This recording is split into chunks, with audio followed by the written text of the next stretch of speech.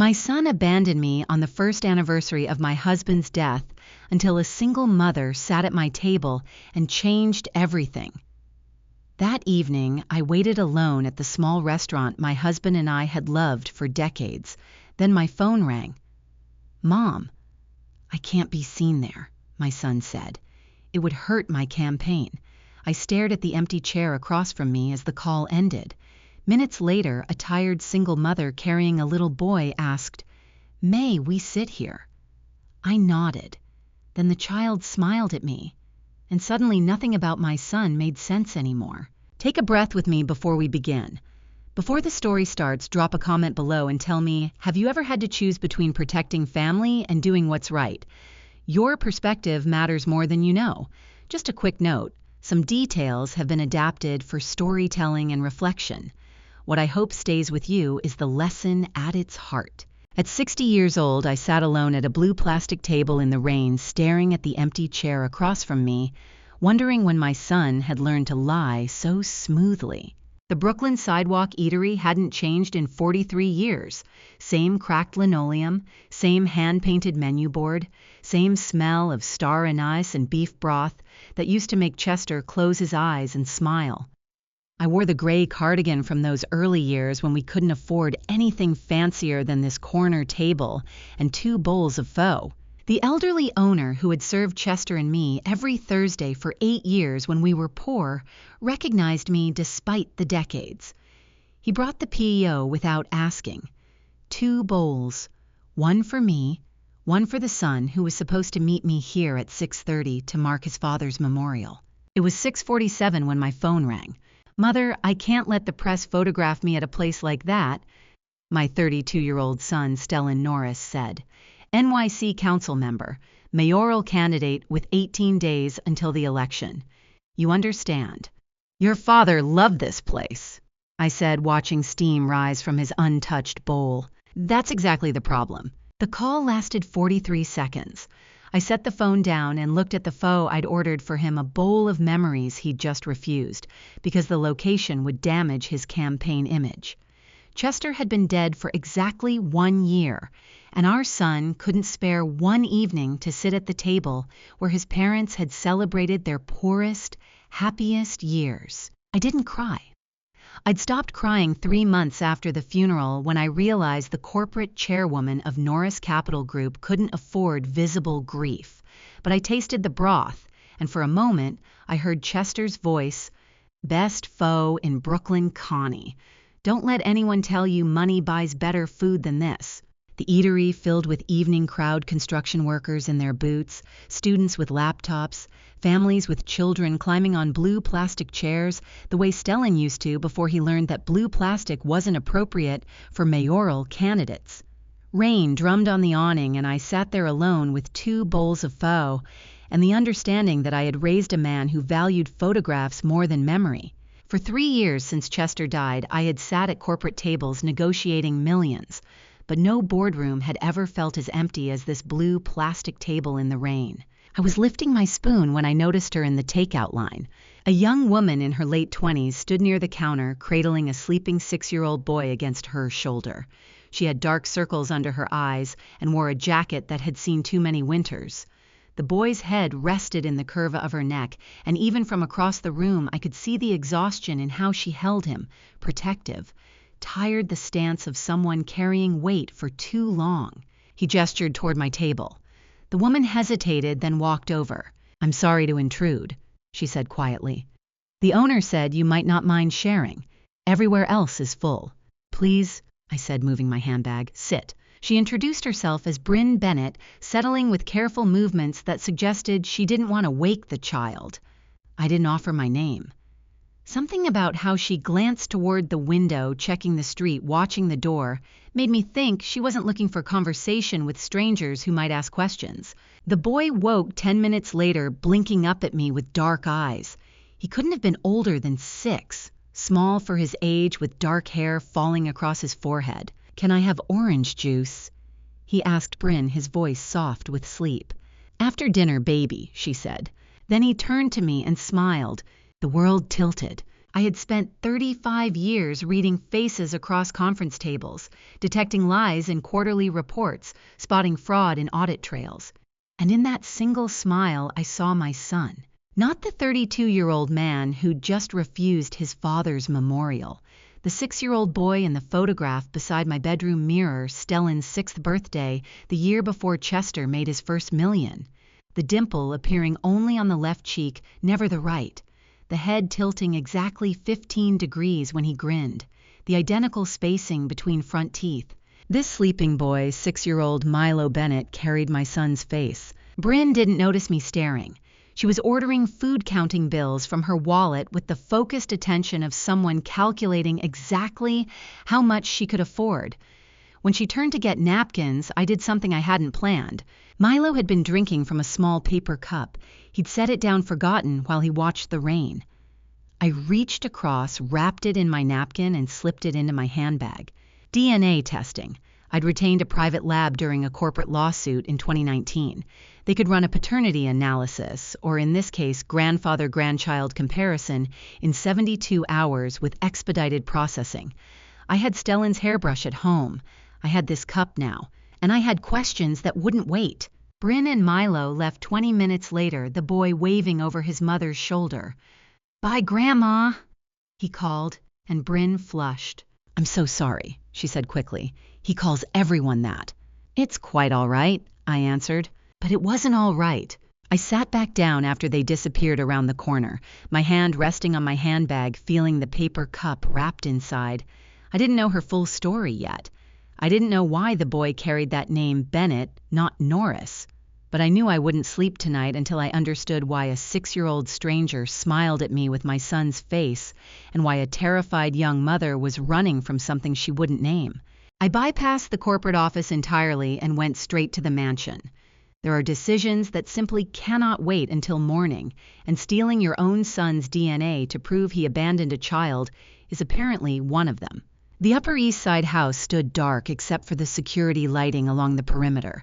I'd lived here alone for 13 months since Chester died, rattling around in 8 bedrooms and 3 floors of memories that felt heavier every time I climbed the stairs. Tonight I didn't go to my bedroom.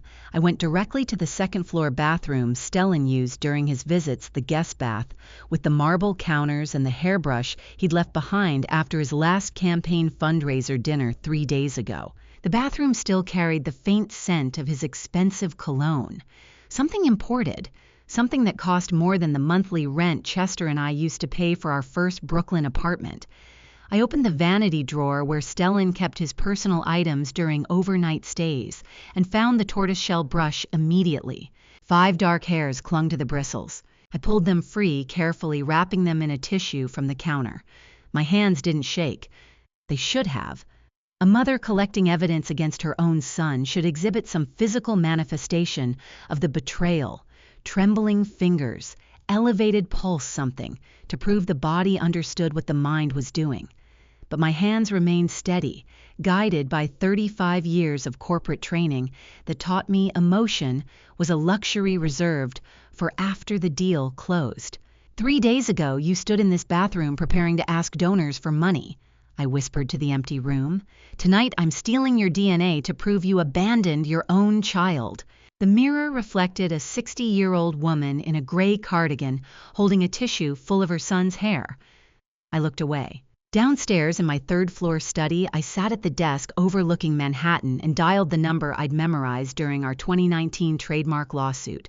Gene Pro Analytics, private DNA laboratory, premium discretion guaranteed. Dr. Sarah Mitchell, the lead geneticist who had testified as our expert witness, answered on the 3rd ring despite the late hour. "Mrs. Norris," she said, her voice carrying the professional efficiency of someone accustomed to calls that couldn't wait for business hours.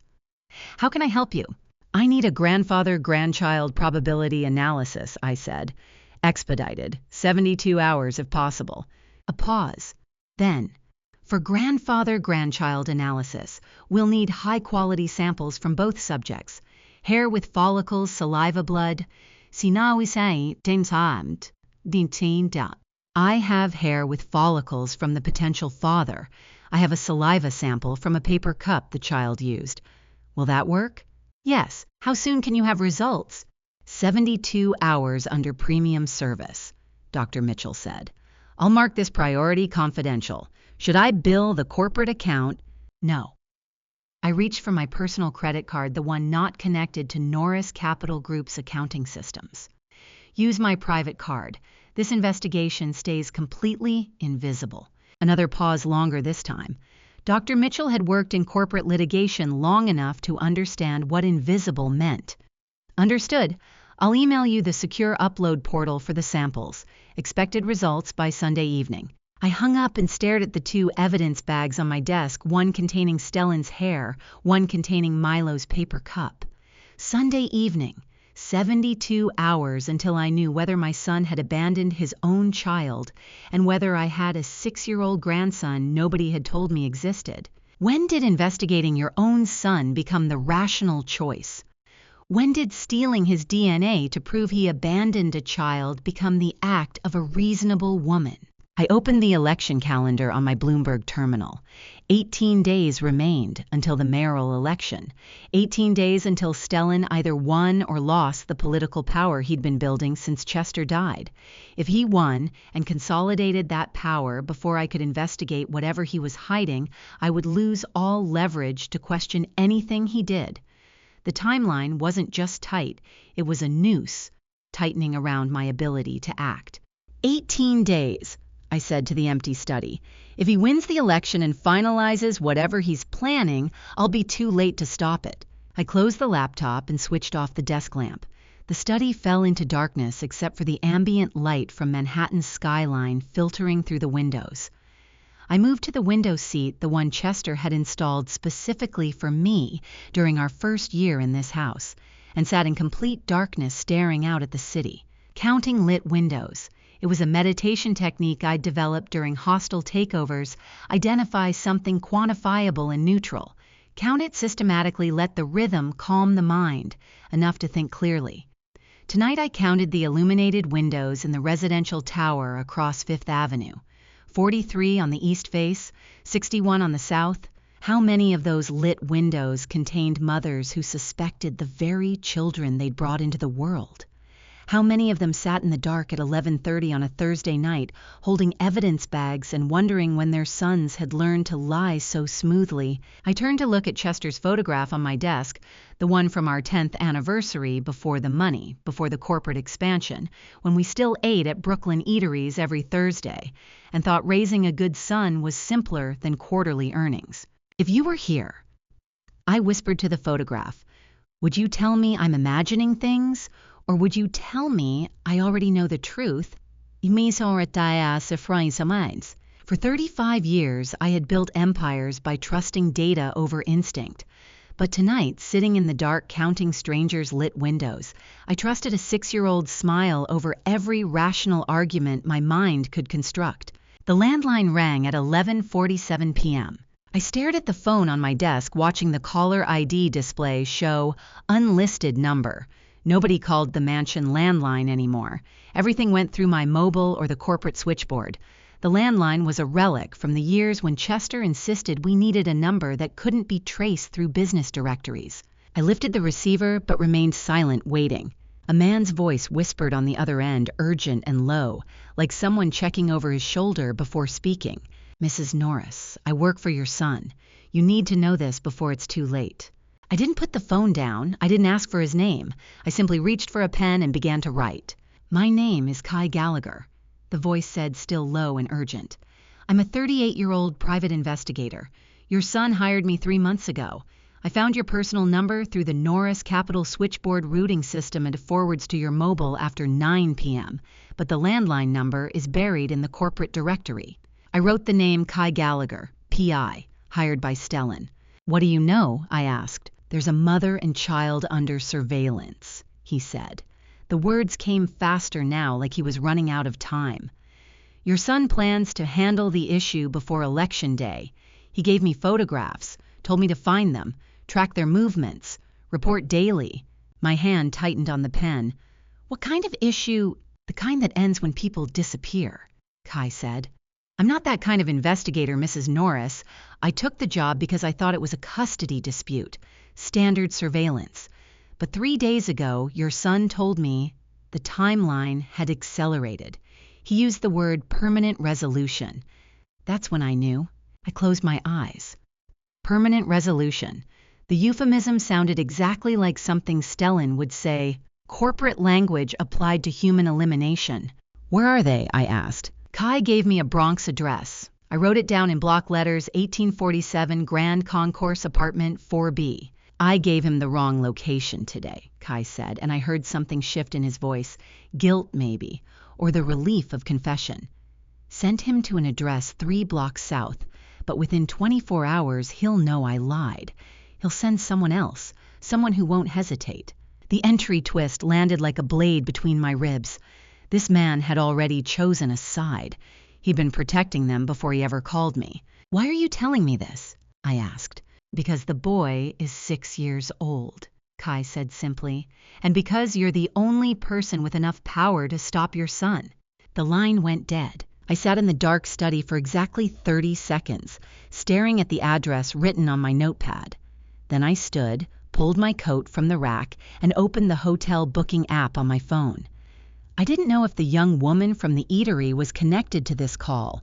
I didn't know if Kai Gallagher was telling the truth or setting some elaborate trap. But I knew that if the call was real, 18 days until the election was no longer the issue. Tonight was the issue. The night shift taxi driver who picked me up at 11:58 p.m. asked no questions, navigating the empty streets with the practiced silence of someone who had seen stranger fares. I gave him the Bronx address and watched Manhattan's familiar skyline recede through the rear window as we crossed into territory I hadn't visited in 30 years. I had sat through hundreds of corporate crises, but no boardroom emergency had ever required me to climb into a taxi at midnight and race toward a building I'd never seen to save people whose names I didn't yet know. The 40-minute ride gave me time to think, time to calculate. If Kai was right about the 24-hour window if it was Bryn had until tomorrow night before Stellan's people found the real location. 6 hours to pack, 6 hours to disappear, 6 hours to trust a 60-year-old stranger who showed up at her door in the middle of the night with a warning she had no reason to believe. The taxi dropped me in front of a 5-story tenement building that looked like it had been built during the Depression and maintained by spite ever since. Peeling paint, broken intercom, the kind of building where landlords collected rent but never fixed the heat. I stood on the sidewalk for a moment, feeling the weight of the gray cardigan under my coat. I used to live in a building just like this one, before Chester made his first million, before Norris Capital Group, before I forgot what damp hallways and thin walls and television noise through floors felt like. The 4th floor corridor smelled of cooking oil and mildew. Fluorescent lights flickered like a dying breath. I found apartment 4B at the end of the hall, secured by 3 deadbolts that told me more about the residents' fear than any surveillance report could. I knocked. Footsteps. A pause. Then Bryn's voice through the door. "Who is it?" "I know who you're running from," I said clearly. "You have 6 hours to pack your things and leave." The deadbolts slid back one by one. The door opened. Bryn stood in the threshold wearing the same jacket from the eatery, her face pale under the hallway's harsh light. She stared at me, the old woman from the sidewalk restaurant hours ago, and I watched recognition collide with confusion. "How did you find me?" she whispered. "Someone who works for my son called to warn me," I said. "He gave me this address. He said you're in danger." Bryn's hand tightened on the doorframe. "Who are you?" I pulled out my business card, the one I'd carried in my wallet for 15 years, embossed with the corporate logo I'd built from nothing. I handed it to her without speaking. She looked down. "Constance Norris, chairwoman, Norris Capital Group." Then she looked up, eyes wide, and the color drained from her face. Hearing my son's name spoken like that by someone terrified struck harder than I had anticipated. "You are..." Bryn's voice broke. "You are Stellan Norris's mother." The hallway fell into silence. From inside the apartment I heard movement, small feet on linoleum, a child's voice thick with sleep. "Mom," Milo appeared behind Bryn, rubbing his eyes. "Is Grandma here?" Bryn didn't know what to say. She stood frozen between the woman who'd helped her hours ago and the revelation that this woman had given birth to the man threatening her child. I knelt down slowly, meeting Milo's gaze at eye level. He smiled, the left cheek dimple flashing exactly where I had seen it under the eatery's street lamps hours ago. The same smile from Stellan's 6th birthday photograph. The same smile that had made me steal a paper cup and call a DNA lab at midnight.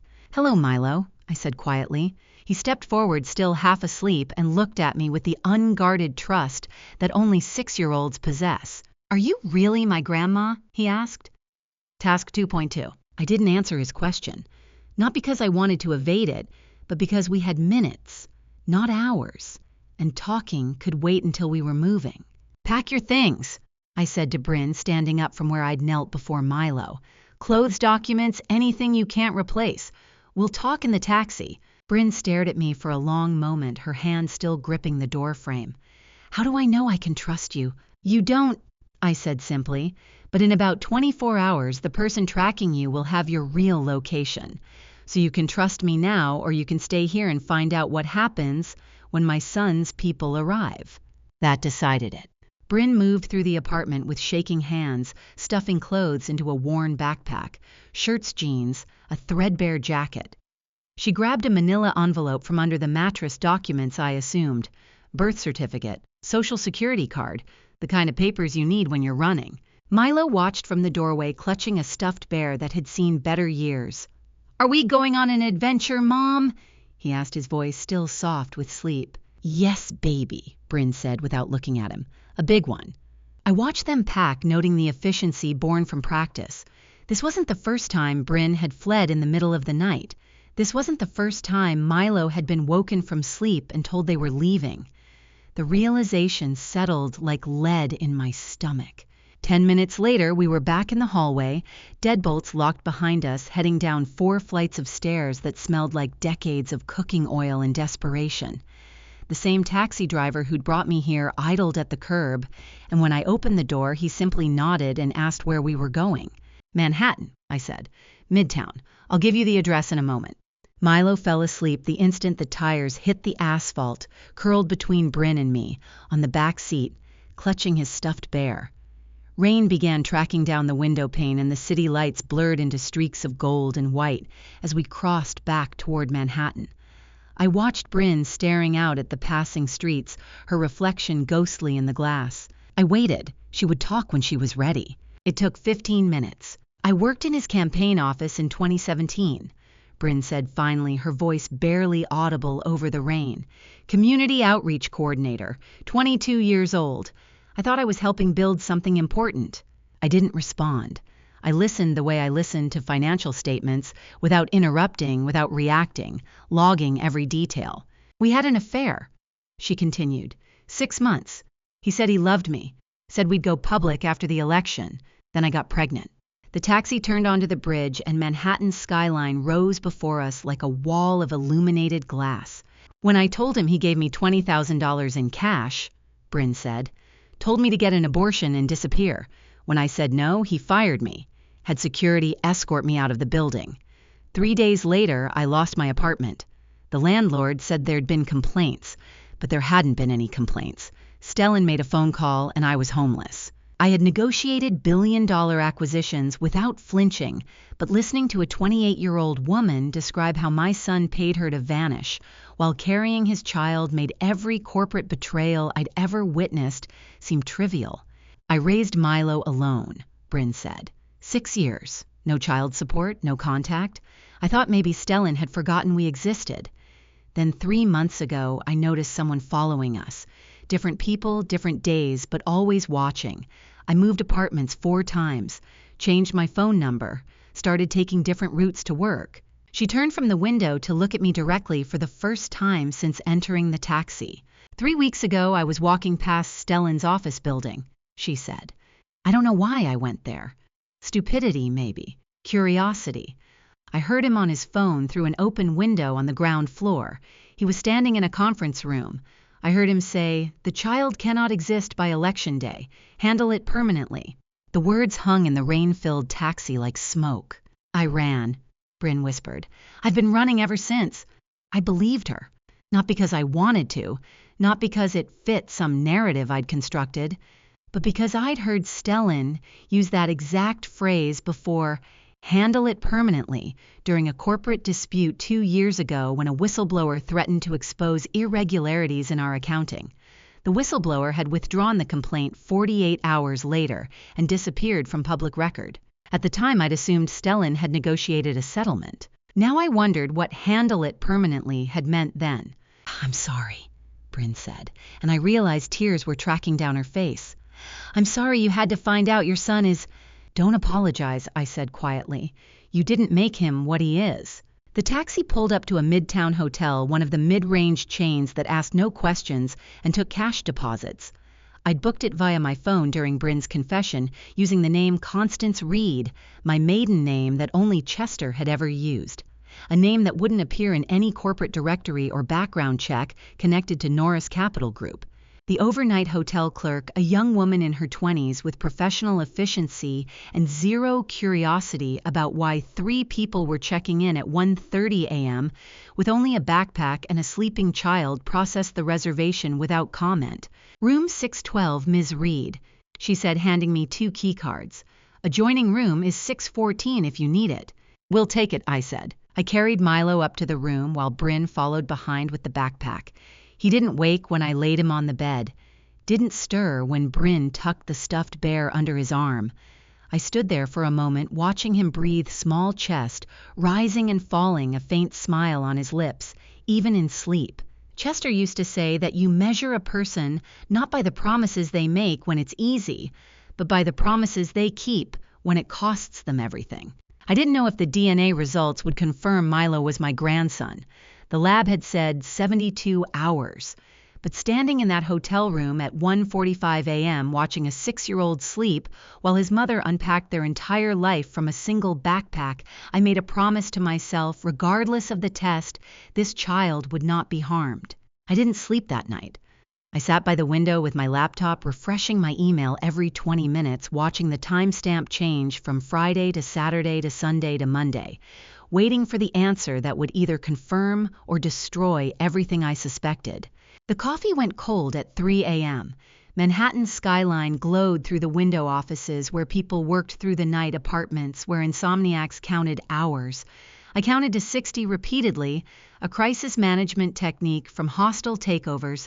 Pick a number count methodically, let the rhythm override speculation. It worked in boardrooms.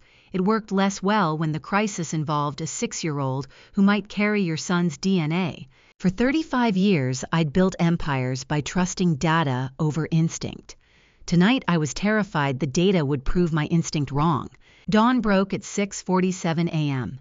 The sky shifted from black to gray to pale gold. My inbox remained empty except for automated corporate reports I couldn't bring myself to read.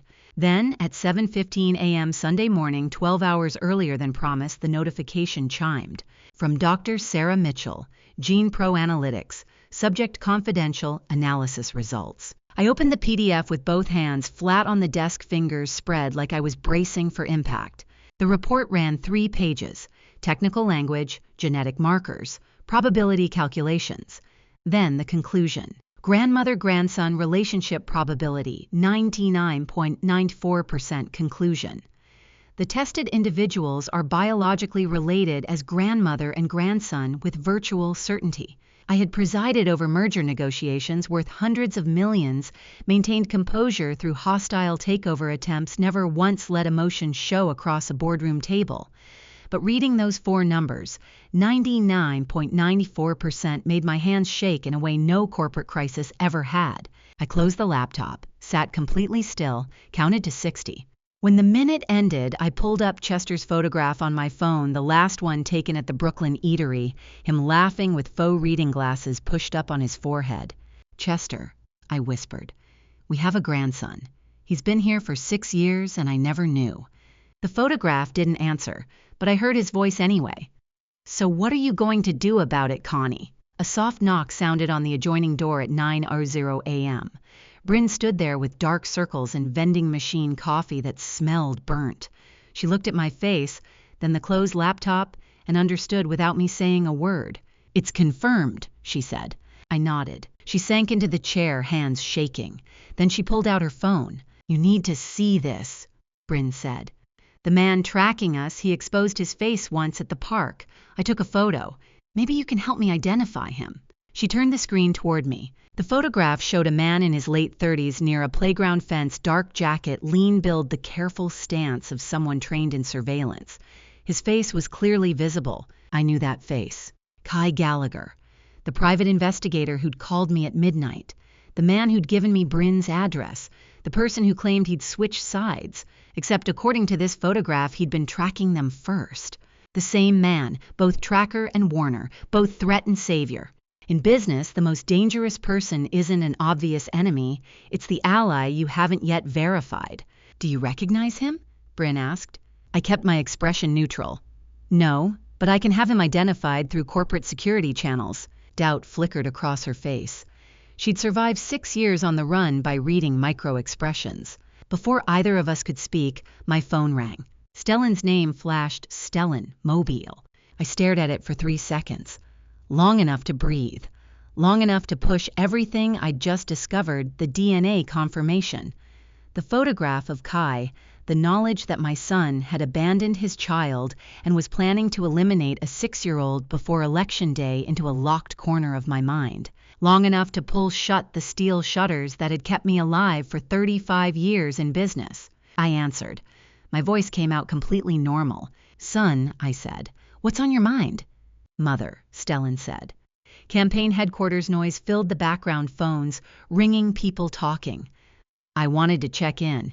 You've seemed distant lately. Is everything all right?" For 35 years, I had built steel walls around my emotions during business calls, walls that could withstand any pressure, any revelation, any betrayal. This call required every brick. "Everything is fine, dear," I said, watching Bryn's eyes widen as she realized who I was talking to. "Just busy with the quarterly board review. You know how October gets." "Good," Stellan said. "I was worried about you. You didn't return my call last week about the memorial dinner." The memorial dinner for his father. At the Brooklyn eatery he'd refused to attend. "I've been thinking about that," I said smoothly.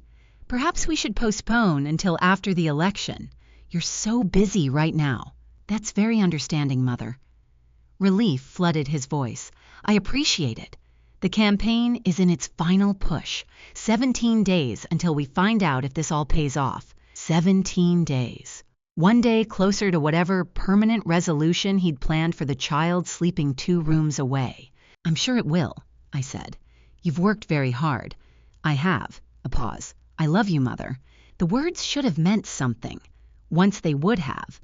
But now they sounded like lines from a script, written by someone who'd forgotten what love actually required. "I love you too," I said, because that's what mothers say to sons even when those sons are planning murder. He hung up. I set the phone down carefully. My hands were steady. My voice had been steady.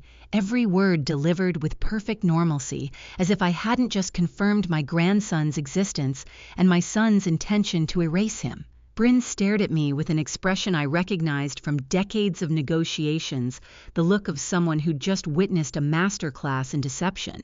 "How did you do that?" she whispered. "How did you sound so normal when you know what he's planning?"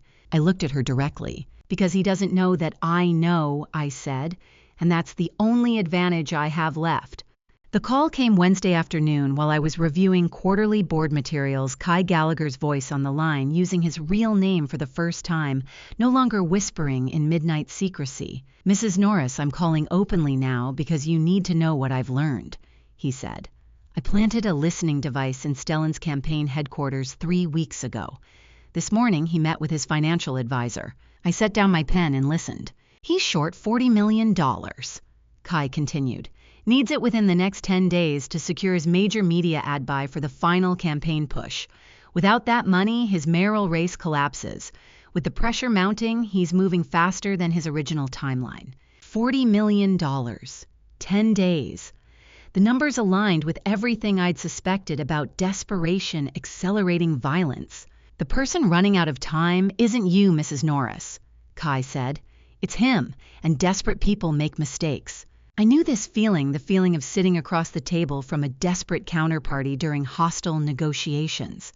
Desperate people make mistakes, and I needed Stellan to make exactly enough mistakes for me to prove everything. "What else did you hear?"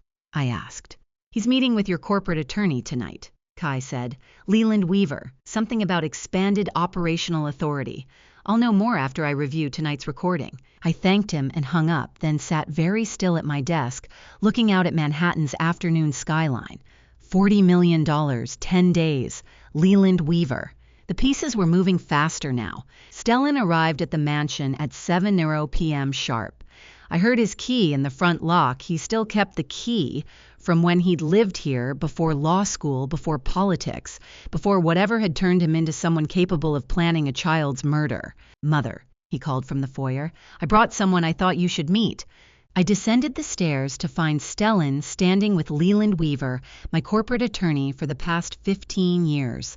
Leland was 63, silver-haired, impeccably dressed, and wearing an expression I'd seen on witnesses who'd been subpoenaed against their will. "Leland," I said, keeping my voice warm. "What a pleasant surprise." "Mrs. Norris." He didn't meet my eyes. Stellan led us to the dining room where the housekeeper had set 3 places. Over roasted chicken and vegetables I hadn't touched, my son explained his proposal. "Mother, I want to discuss some arrangements for your future," Stellan said, cutting his chicken with surgical precision.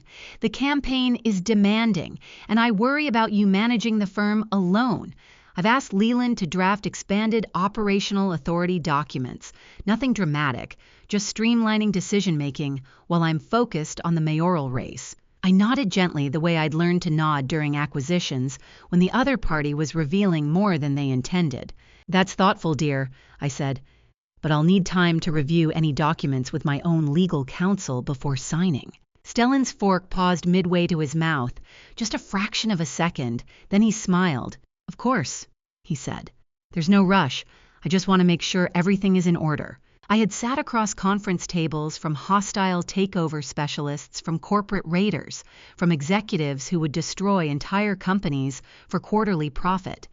But I had never sat across from my own son, knowing he was capable of murdering a 6-year-old child. Stellan's phone rang, a campaign call he took in the hallway, leaving Leland and me alone at the table.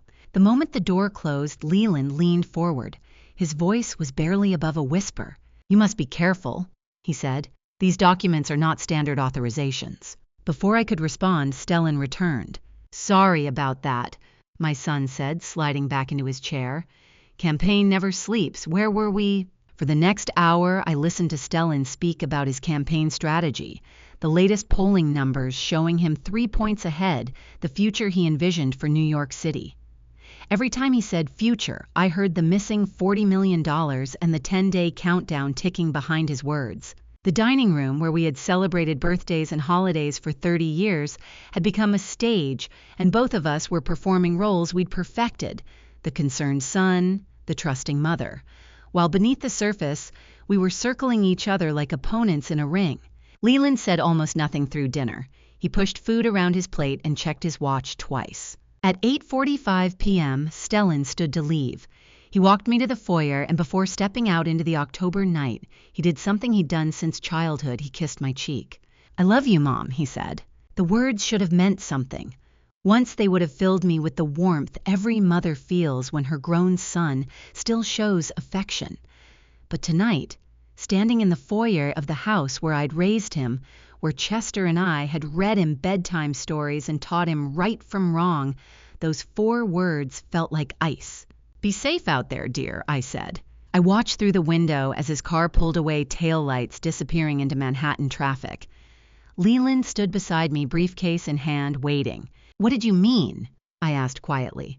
"Not standard authorizations. I can't discuss it here," Leland said, glancing at the security cameras Stellan had insisted we install 2 years ago during a wave of Upper East Side burglaries. "But you should know the documents he's asking you to sign would grant him power of attorney over all corporate decisions if you were deemed incapacitated." The word hung in the air like smoke. "Incapacitated," I repeated. "Yes." Leland's expression was carved from stone. I'm required by law to prepare documents my client requests, but I'm not required to recommend you sign them." He left through the side entrance, and I stood alone in the foyer counting the seconds of silence. $40 million. 10 days. Power of attorney if incapacitated.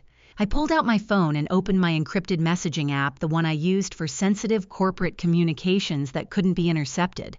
I needed to see those documents before Stellan filed them, and I needed to understand exactly what Leland knew about my son's plans.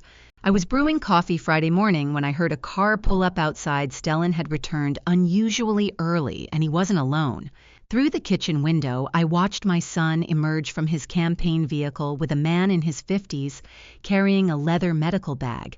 The man moved with the careful precision of medical training, but his eyes carried something else, shadows I recognized from decades of corporate negotiations. The look of someone carrying debt they couldn't escape. The doorbell rang at 8:30 a.m. "Mom," Stellan said when I opened the door, his voice bright with manufactured cheer. "This is Dr. Otis Morgan, our new family physician. I thought it was time for a proper checkup. You've been so busy with the firm, and I worry about your health." Dr. Otis Morgan, a 50-year-old licensed private internist with debt-shadowed eyes and the desperate energy of a man who had compromised his medical oath for money, extended his hand. His palm was cold. "Mrs. Norris," he said, "your son speaks very highly of you.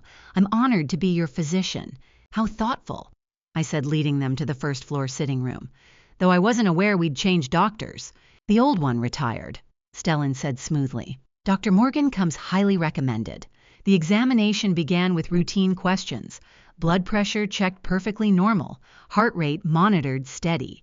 Dr. Morgan asked about symptoms with the practiced efficiency of someone following a script. "How have you been feeling lately?" he asked. "Any dizziness, confusion, memory issues?" "I feel perfectly well, doctor," I said, watching Stellan lean against the doorframe with his arms crossed. "Sharp as ever." Something flickered across Dr. Morgan's face. Disappointment, maybe, or concern that his assignment had just become more complicated. "Excellent," he said. "Though at your age, preventive care is essential. I'd like to prescribe a vitamin supplement regimen." He pulled a small bottle from his medical bag, pills that looked identical to the B-complex vitamins I'd taken for years. "Could you fetch me a glass of water?" Dr. Morgan asked. "I need you to take this supplement before I go." I stood walking toward the kitchen cabinet. Dr. Morgan followed me in, standing just behind me near the counter. I reached for a glass from the upper shelf, and in that moment, while my back was turned, I heard it. A tiny sound, like a small cap being unscrewed. 3 seconds. That's all it took for the man my son hired to poison the water meant for my lips. 3 seconds to hear the cap unscrew, to understand my son had progressed from planning to execution, to know that I was standing in my own kitchen watching someone try to drug me. I turned around slowly. Dr. Morgan stood there with a glass of water in his hand extended toward me. His expression was perfectly neutral. "Here you are, Mrs. Norris," he said. I accepted the glass, brought it halfway to my lips, then paused. "Actually," I said, setting it down on the counter, "I'll take it right after lunch. I never take supplements on an empty stomach. They upset my digestion." Dr. Morgan couldn't object without exposing his intent. He simply nodded. "Of course," he said. "After lunch is fine." They left 20 minutes later. I stood at the window watching Stellan's car disappear down the tree-lined street, then returned to the kitchen. The glass sat exactly where I'd left it. I stared at it for a long time. Then I went to my study and retrieved a sample collection kit, the same type I'd kept from our 2019 trademark lawsuit when we needed to secure evidence of counterfeit product materials. With gloved hands, I carefully transferred the water into a sealed specimen container, labeled it with the date and time, and photographed it from multiple angles. I knew exactly which private lab could analyze it, the same one that had processed Milo's DNA sample. They specialized in detecting foreign substances, toxicology screening, chemical fingerprinting. I sealed the container in an evidence bag and placed it in the locked drawer of my desk. I had negotiated hostile takeovers, survived corporate espionage attempts, built an empire from nothing. But standing in my study, holding a vial of poisoned water my own son had prepared for me, required a kind of strength I didn't know I possessed, the strength to accept that the child I raised was trying to destroy me. Before I could call the lab, my phone rang. Simone Spencer's name flashed on the screen, my executive secretary for the past 12 years, the woman who managed every detail of Norris Capital Group's daily operations with ruthless efficiency. "Ma'am," Simone said, her voice controlled but urgent. "Someone just requested administrative access to the group's entire financial system. Full authorization to view accounts, transfer funds, modify corporate records. I denied it immediately, but the signature on the authorization form, it's yours." I sat down slowly. "It's a forgery," I said. "I know," Simone replied. "A sophisticated one, but the ink density is wrong, and the date stamp doesn't match our corporate notary seal pattern." Of course Simone would notice. She'd been processing corporate documents for over a decade. She could spot irregularities the way I could spot lies in quarterly reports. "Block all access requests until I can review them personally with you," I said. "Already done," Simone said. "Ma'am, this is coordinated, isn't it? The timing, the sophistication. Someone is attacking on multiple fronts." I looked at the sealed water sample on my desk. Medical incapacitation, legal documents granting power of attorney, corporate system breach with forged signatures. Stellan wasn't just planning anymore. He was executing simultaneously, systematically, with the precision of someone who'd been preparing for months. "Yes," I said, "it's coordinated." Simone was quiet for a moment. Then, "Ma'am, I've backed up all corporate records to a private server for the past 2 months. I had a feeling this was coming." I closed my eyes. "How long have you suspected?" "Since August," Simone said quietly, "when your son started asking questions about emergency succession protocols. The questions were too specific, too focused on incapacitation scenarios." I looked at the water sample on my desk, then at the phone in my hand. I wasn't alone in this fight, and that realization changed everything. I went straight to the office following Simone's call without warning anyone, avoiding the main elevators, taking the service stairs from the basement level, as I often do during sensitive negotiations when I prefer my presence to remain unrecorded. The Norris Capital building stood 43 stories tall in the heart of Manhattan's financial district, but I'd learned decades ago that the most important entrance was the one nobody watched. The basement service door, accessible through the parking structure, led to a concrete stairwell that climbed the building's spine like a secret artery. I had used these stairs during the 2019 hostile takeover attempt, during the merger negotiations in 2015, during every crisis when I needed to think without being observed. Today felt like all of those combined. My footsteps echoed in the concrete stairwell, a sound that had always helped me think clearly before critical meetings. 20 flights. I counted each one, using the rhythm to organize my thoughts. By the time I reached the 20th floor, my breathing was controlled and my mind was crystalline. Simone was waiting when I emerged onto the executive floor. "I've cleared the floor," she said quietly. "Just us." My executive secretary for 12 years, Simone Spencer, was 55 years old with iron gray hair and the professional efficiency of someone who had managed 1,000 crises without ever appearing flustered. She led me to the glass-walled conference room where fraudulent documents lay spread across the mahogany table like evidence at a crime scene. I approached the table, slowly examining each page without touching them. The power of attorney authorization sat in the center, my signature forged with sophisticated precision, nearly perfect. The kind of forgery that would pass cursory inspection, maybe even fool a notary who wasn't paying close attention. But one detail caught my eye immediately. The notary stamp in the bottom right corner, Thomas & Reed Notary Services, Brooklyn. I knew that stamp. I'd seen it before. "This notary," I said, pointing to the stamp. "Thomas & Reed in Brooklyn. That's the same office that notarized Stellan's prenuptial agreement 4 years ago." Simone looked at the document, then at me. Her expression shifted from professional concern to something darker. "He's been planning this for years," she said. "Not planning," I corrected. "Preparing. There's a difference." Planning suggested recent urgency. Preparing meant methodical construction over time. My son had controlled that Brooklyn notary for at least 4 years, since before Chester died, since before the mayoral campaign, since before I had any reason to suspect I needed protection. This wasn't desperate improvisation triggered by election pressure. This was premeditated conspiracy, years in the making. I had survived hostile takeover attempts, shareholder rebellions, and corporate espionage. But discovering my son had been preparing to destroy me for 4 years, since before his father died, since before I even knew I needed protection, required a kind of compartmentalization that felt less like strength and more like survival. "Walk me through what you've done," I said to Simone, my voice steady despite everything. Simone opened her laptop, turning it toward me. The screen displayed a private server interface I didn't recognize. "I've backed up all corporate records to this private server for the past 2 months," she said. "Every transaction, every authorization, every communication, complete redundancy. If anything happens to the primary system, we have an untouched archive." "How long have you suspected?" I asked. "Since August," Simone confirmed.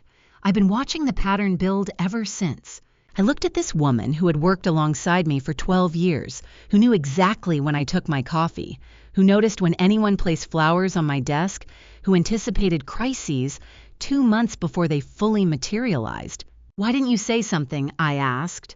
"Because I had no proof," Simone said. "Just a feeling. And you don't accuse someone's son of conspiracy based on a feeling. But I could prepare. So I did." The deep fidelity of a 12-year partnership had just become the foundation of my defense. I stood at the conference room window overlooking Manhattan, the city where I'd built an empire from nothing, where Chester and I had started with 2 bowls of fusso, and a dream where our son was now trying to dismantle everything we'd created. "From this moment on," I said, turning to face Simone, "every single financial transaction must pass through your hands first. No exceptions. I don't care what authorization they present, whose signature appears on the form, what emergency they claim. Nothing moves without your explicit approval." "Understood," Simone said. "And if anyone inquires about my health staff board member's family, the response is scripted. Mrs. Norris is perfectly fine. In fact, never better." Simone nodded once. She understood the intent immediately. She always did. For 20 years, Simone had been the invisible infrastructure that kept my empire running, the steel beams no one sees but everything depends on. Today, she became the foundation I would build my counterattack upon. Before I left the conference room, Simone handed me a second folder, thinner, marked with yesterday's date. "These are the unauthorized transfer attempts from the past week," she said. "Small amounts testing our security protocols. He's been probing for weaknesses." I opened the folder and saw the pattern immediately. Each transfer targeted a different account, a different authorization level, a different vulnerability. $1,000 from the operating account, $500 from the reserve fund, $2,000 from the discretionary budget. Amount small enough to avoid automatic flags, but large enough to test whether anyone was watching. My son wasn't just attacking. He was mapping our entire defense system, testing each wall for structural weaknesses, identifying exactly where to strike when the real assault began. I closed the folder and looked at Simone. "Send me the water sample analysis the moment it arrives," I said. "I need to know exactly what Dr. Morgan tried to give me this morning." "Already sent to the lab," Simone said. "Results in 48 hours. Of course she'd already sent it. Simone had been 2 steps ahead of this crisis since August. The email notification chimed at 6:43 a.m. on Sunday morning, 2 days after the poisoning, and I sat alone in my study reading the private lab's chemical analysis, the single word midazolam glowing on the screen like a confession written in light. I opened the PDF attachment with both hands steady on the desk. The report ran 4 pages of technical language spectroscopy results, molecular composition concentration measurements. I scanned past the methodology until I reached the conclusion section. Substance identified. Midazolam. Benzodiazepine sedative. Concentration 2.0 ml. Clinical effects: rapid onset sedation, anterograde amnesia, motor impairment, respiratory depression, typical medical use, pre-surgical anesthesia, conscious sedation procedures, forensic notes, concentration exceeds therapeutic dosing, consistent with deliberate administration for incapacitation purposes. I read the clinical effects section 3 times. Rapid onset sedation, motor impairment. The symptoms would mimic a stroke-slurred speech loss of coordination confusion, exactly what a corporate board would interpret as sudden incompetence requiring emergency intervention. The dosage was calculated to incapacitate without killing. Surgical precision aimed at stripping my legal authority while leaving me alive to witness the aftermath. I closed my eyes and reconstructed the plan Stellan had designed. Dr. Morgan drugs me during a scheduled board meeting, probably the quarterly review we had calendared for next week. 7 minutes after I drink the water, the midazolam takes effect. I exhibit stroke-like symptoms, slurred speech, motor impairment, confusion. Stellan, the concerned son, calls emergency services. The board witnesses my collapse. Within hours, under the corporate charter's emergency provisions for chairwoman incapacitation, the board convenes a competency vote. Stellan presents the medical evidence, a licensed physician's documentation of stroke symptoms, emergency room records, neurological assessment.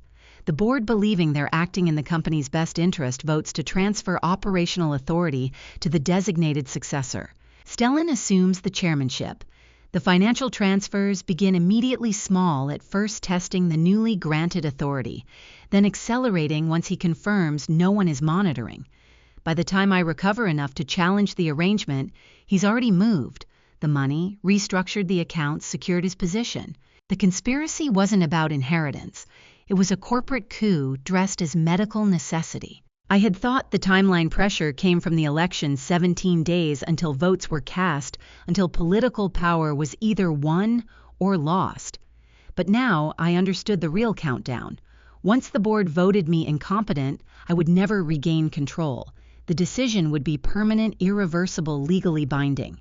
Stellan wasn't racing toward the election. He was racing toward that board vote. I remembered Stellan at age 8 performing a magic trick at Chester's birthday party. He'd made a coin disappear by switching the audience's attention at the critical moment, palming it while everyone watched his other hand. "Misdirection, Dad," he'd said proudly. "They only see what you want them to see."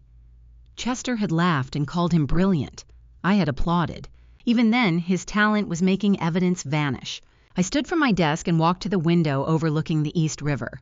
Dawn light filtered through the glass, and I caught my reflection, a 60-year-old woman in a gray cardigan, holding a toxicology report that proved her son had tried to drug her into legal incompetence. But I didn't see a victim in that reflection. I saw the architect of my son's collapse. The evidence was ironclad: attempted poisoning, corporate conspiracy, elder abuse, federal charges that would destroy not just his mayoral campaign, but any political future he'd ever imagined. And unlike his carefully constructed plan that required board votes and medical documentation and legal maneuvering, my case required only this report and a prosecutor willing to read it. I controlled the board votes now. I controlled the corporate accounts. I controlled the narrative. The power had shifted, and Stellan didn't know it yet. I returned to my desk and printed 3 copies of the lab report. The laser printer hummed in the quiet study, each page emerging with clinical precision. I sealed the original in a tamper-proof evidence envelope, the kind used for legal proceedings, with serialized numbers and adhesive that showed any attempt at opening. I labeled it Chemical Analysis, Water Sample, October 27, 2024. Then I sat very still looking at that envelope. The study smelled faintly of Chester's pipe tobacco, a phantom scent that lingered 13 months after his death, embedded in the leather chair, the mahogany desk, the Persian rug. I wondered if Chester would recognize our son now, or if the man who tried to poison me Sunday morning was someone neither of them ever truly knew. "I'm sorry," I whispered to Chester's photograph on the corner of my desk. "I'm sorry I couldn't save him from whatever turned him into this." The photograph didn't answer, but I could hear Chester's voice anyway, the way I always could. "You tried, Connie. Sometimes trying isn't enough." I picked up my phone and dialed Leland's private number, the one that bypassed his assistant, and rang directly on his desk. He answered on the second ring. "Constance." Leland's voice carried the careful concern of someone who knew Sunday morning calls were never good news. "It's Sunday morning. Is everything all right?" I didn't waste time on pleasantries. "The lab results are back," I said. Midazolam 2 milligrams per milliliter, enough to incapacitate me during the vote. I need you at the mansion within the hour. A pause, the sound of papers rustling, a chair scraping. I'll be there in 40 minutes, Leland said. I hung up and stared at the sealed envelope on my desk. In 40 minutes, Leland would arrive. In 1 hour, he would read this report. In 2 hours, we would begin building the criminal case that would dismantle everything Stellan had constructed over 4 years of careful preparation. And somewhere in Manhattan, my son was still sleeping, still believing he controlled the board, still unaware that Friday's failure, that 3-second moment when I set down the poisoned water glass and said I'd take it after lunch, was his last mistake. The intended victim had become the executioner, and I had 40 minutes to prepare for war. Leland arrived 38 minutes after my call, 2 minutes early, carrying his litigation briefcase and wearing the expression he reserved for criminal prosecutions. I met him in the study and handed him the sealed envelope without preamble. He broke the seal, read the lab report in silence, then looked at me with an expression I'd never seen in 40 years, not the attorney's clinical assessment, but something raw and afraid. Midazolam, he said quietly, administered by a physician during a corporate board meeting. This is attempted murder dressed as elder abuse, Constance. Federal charges. I nodded. I need a criminal strategy that protects the company and destroys Stellan's political career. And I need the name of a private investigator who specializes in corporate espionage. Leland didn't hesitate. Kai Gallagher, former NYPD financial crimes, now private. He's expensive, discreet, and he doesn't lose. I wrote down the name. 1 hour later, I met Leland at a quiet corner cafe on 72nd Street, neutral territory, away from the mansion's security cameras and the corporate office's glass walls. I slid the DNA report across the table between our coffee cups. Milo is Stellan's son, I said. 99.94% certainty, 6 years old, hidden in the Bronx with his mother, Bryn. Leland read the report, his face draining of color. Why didn't you warn me about Stellan's conspiracy? I asked. He set the report down carefully as if it might shatter. Then he told me everything. 2 months ago, Stellan came to my office with a tax filing from 2009, Leland said. A capital gains calculation I'd prepared during your merger with Whitfield Industries. There was an error, small but deliberate enough to look like fraud if someone wanted to interpret it that way. He said he'd report me to the Bar Association unless I signed one document. Just one. I thought it was a corporate formality. When did you realize it wasn't? I asked. Leland's hands trembled slightly around his coffee cup. 3 weeks ago, when the power of attorney papers appeared with my signature as the notary witness. He'd used my registry certification as the foundation for the entire forged chain. I've been trying to undo it without exposing myself ever since. The betrayal settled like lead in my stomach. Not Leland's betrayal of me, but Stellan's betrayal of us both. My son had weaponized a decades-old friendship, turned Leland's professional vulnerability into leverage, transformed trust into a chain. Can you fix it? I asked. Leland reached across the cafe table and covered my hand with his, the first physical contact in 40 years, without the formality of a handshake or the distance of a desk between them. I stayed quiet for 40 years because you loved Chester and he was my closest friend, Leland said. But I won't be silent about this. Stellan used my feelings against me. He knew I'd do anything to protect you, even sign a document I should have questioned. I looked at our hands on the table, warm, steady. 40 years of careful distance collapsing into this one moment. You should have told me 2 months ago, I said quietly. I know, Leland said. I chose protecting you over warning you. I was wrong. We sat there in silence for a long moment, the cafe noise washing over us, espresso machines hissing conversations, murmuring the ordinary sounds of a Sunday morning that felt anything but ordinary. That afternoon at 2:00 p.m., I met Kai Gallagher in a small pocket park in the Bronx. He was 38 years old, lean and watchful, with the controlled stillness of someone trained to disappear into surveillance footage. Former NYPD financial crimes detective turned private investigator. The man Bryn had photographed tracking her at the playground. The man who'd called me at midnight with warnings. Mrs. Norris. Kai said, not offering his hand. I don't deny the photo your secretary found. I was tracking them. That's what your son paid me to do. Why did you switch sides? I asked. Kai pulled a thumb drive from his jacket pocket. I took his money for 2 months. Then I saw the file, a 6-year-old kid in the Bronx. Target assessment, threat evaluation, elimination timeline. So I started feeding your son addresses 3 blocks off, wrong playgrounds, closed daycares. He got frustrated. That's when the threats started. What threats? I asked. Kai handed me the thumb drive. It's all here. 3 months of surveillance reports, digital communications. But here's the one you need to hear now, tomorrow morning. Monday, he's planning the final dose. The board meeting. He tried once on Friday and failed. He won't fail twice. The thumb drive weighed less than an ounce, but I felt the full weight of 3 months of my son's digital conspiracy compressed into a device smaller than my thumb. The board meeting isn't scheduled until next week, I said. He's calling an emergency session, Kai said.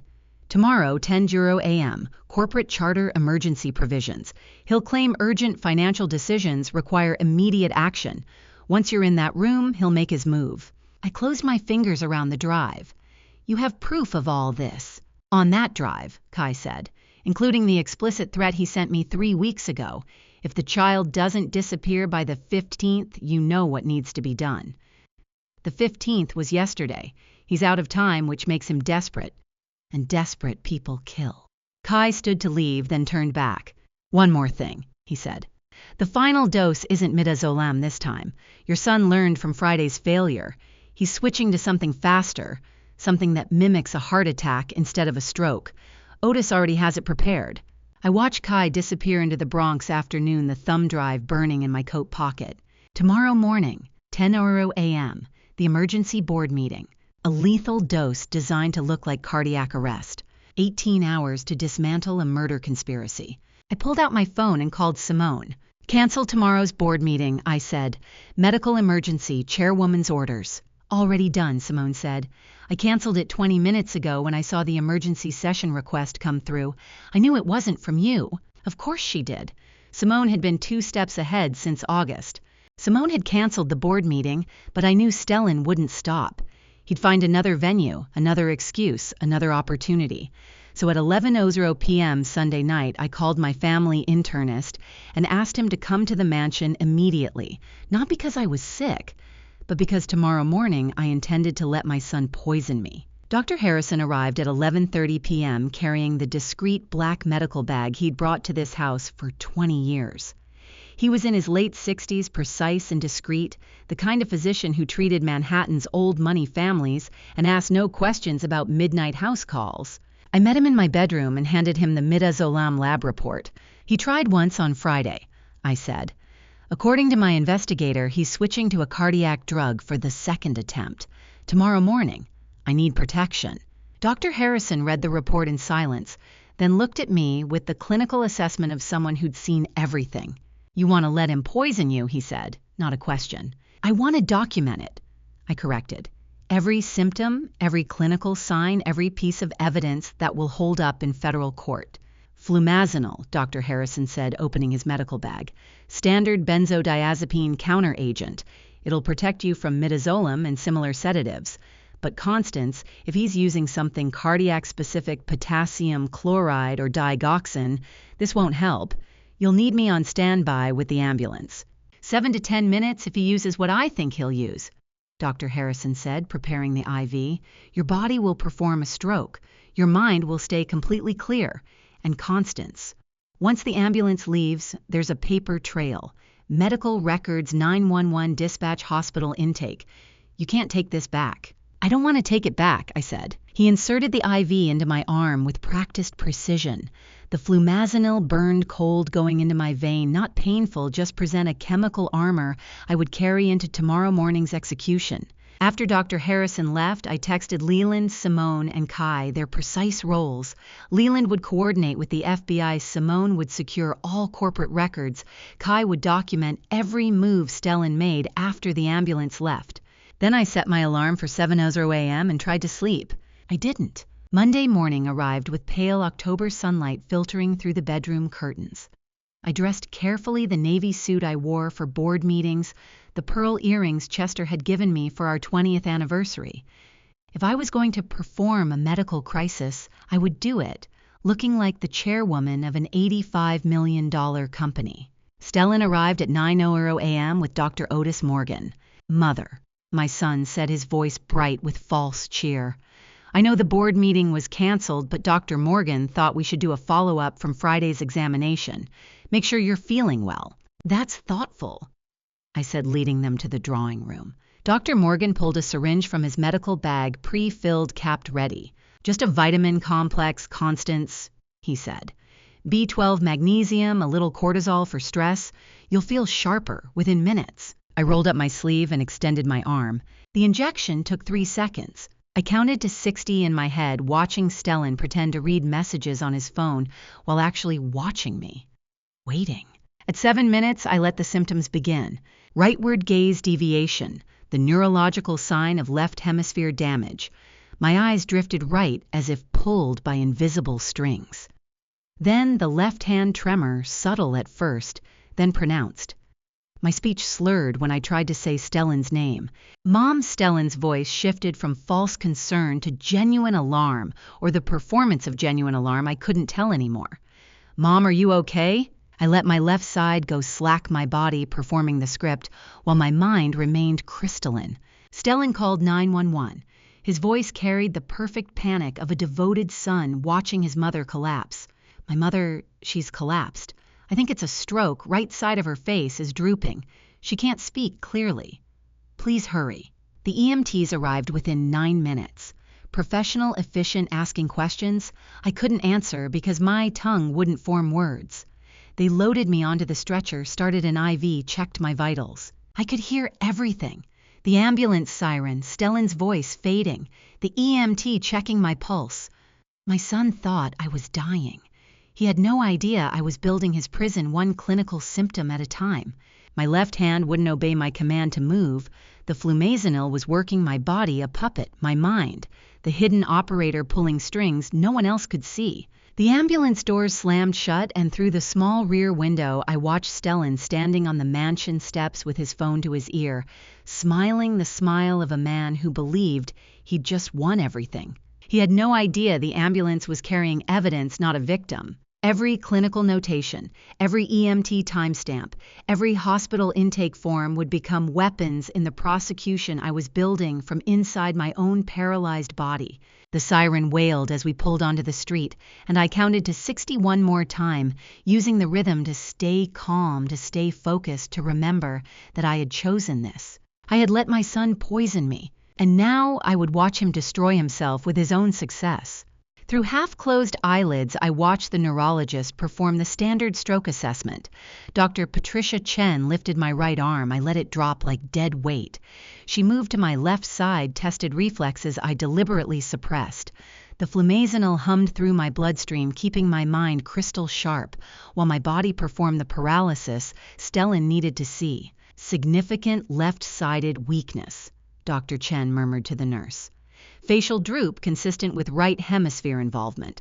Let's get her to the VIP suite and start the imaging protocols." The VIP suite.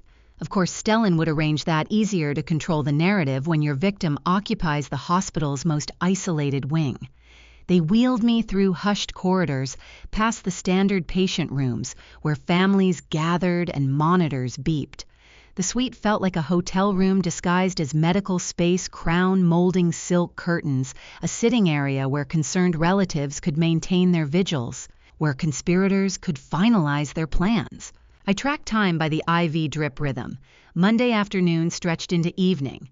Nurses checked vitals every 2 hours. Dr. Chen ordered an MRI. I'd warned Dr. Harrison about this possibility.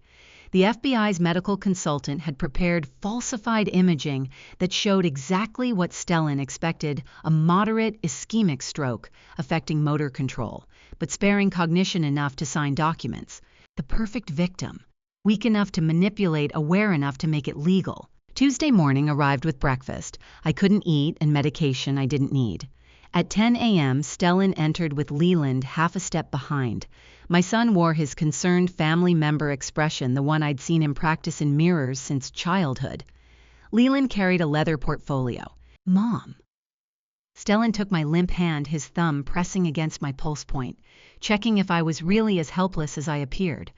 "The doctors say you're stable. That's good news." I blinked slowly, let my mouth sag slightly to the right. "We need to handle some business matters," he continued, settling into the chair beside my bed. "Just temporary arrangements while you recover." Leland brought the documents. Leland approached the other side, spreading papers across the rolling table. His face showed appropriate professional concern, nothing more. Not a flicker of recognition that these transfer documents were completely meaningless, that the evidence he'd delivered to the FBI Saturday night had already frozen every account, every asset, every dollar Stellan thought he was claiming. The first set transfers operational authority for Norris Capital Management. Leland explained, his voice steady. "Standard medical incapacity protocols. Your signature here." He guided my right hand, the paralyzed one, to the signature line. I made the pen shake, dragged my name across the page in trembling letters that looked nothing like my usual script. Stellan leaned forward, watching every stroke. "Perfect. Excellent," Leland said, moving to the next document. "Now the healthcare proxy. This ensures Stellan can make medical decisions if needed." More shaking signatures, more evidence of fraud. The FBI agents reviewing Kai's recordings would see exactly how Stellan exploited my supposed incapacity, how he manipulated a woman he believed was genuinely impaired. "So out." They left at noon, Stellan's hand lingering on my shoulder.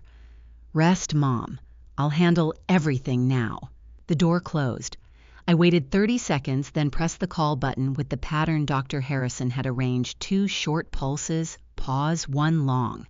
She appeared 4 minutes later, checked the IV port Stellan might have tried to access, confirmed the counter-agent levels remained effective. "How much longer?" I whispered. "FBI says 72 hours," she murmured, adjusting monitors that didn't need adjustment. "They're building the case around the documents he just signed. Once they match the forged signatures to his known exemplars, they'll have everything. 72 hours. 3 more days of paralysis, of helplessness, of watching my son celebrate my destruction." Tuesday night brought unexpected relief. At 10 p.m. after the evening nursing rounds, Leland slipped through my door. No portfolio this time.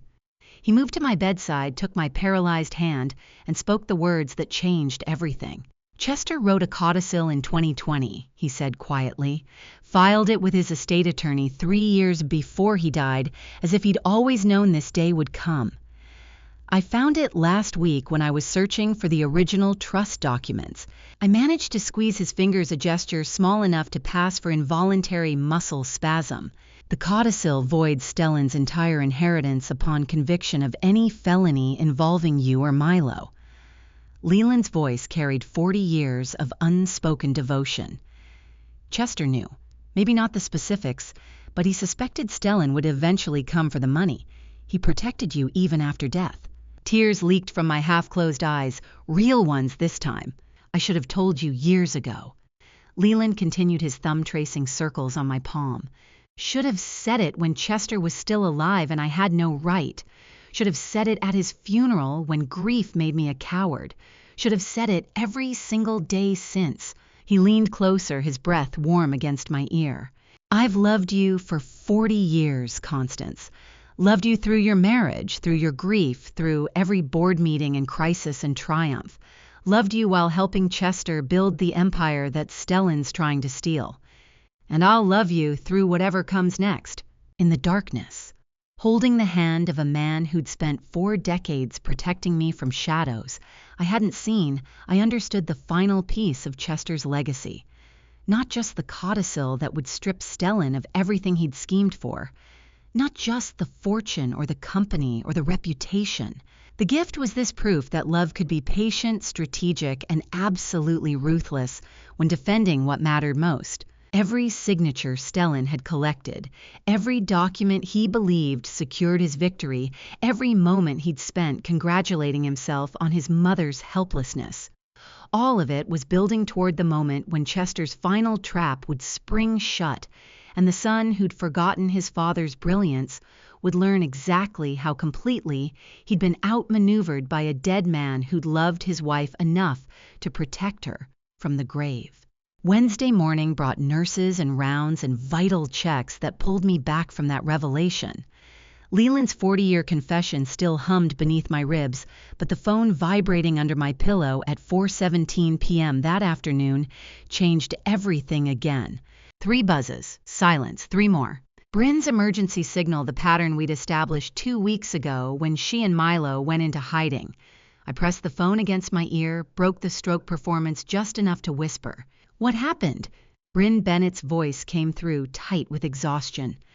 28 years old, Stellan's abandoned former girlfriend, Milo's mother, 6 years of running, had worn her down to raw nerves and constant vigilance. Milo saw him through the lobby window, tall dark suit standing across the street for 20 minutes, different face from the man in Simone's photo. Constance. "How many people is Stellan paying to find us?" My pulse stayed controlled through decades of boardroom discipline.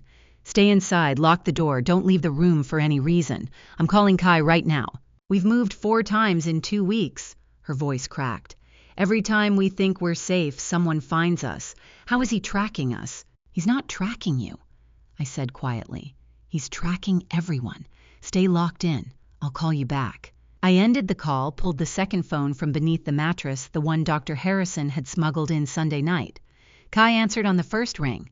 "Dark suit, tall build, 20 minutes of static surveillance outside the Bronx Hotel," I said without preamble. "Is that you?" "That's not me."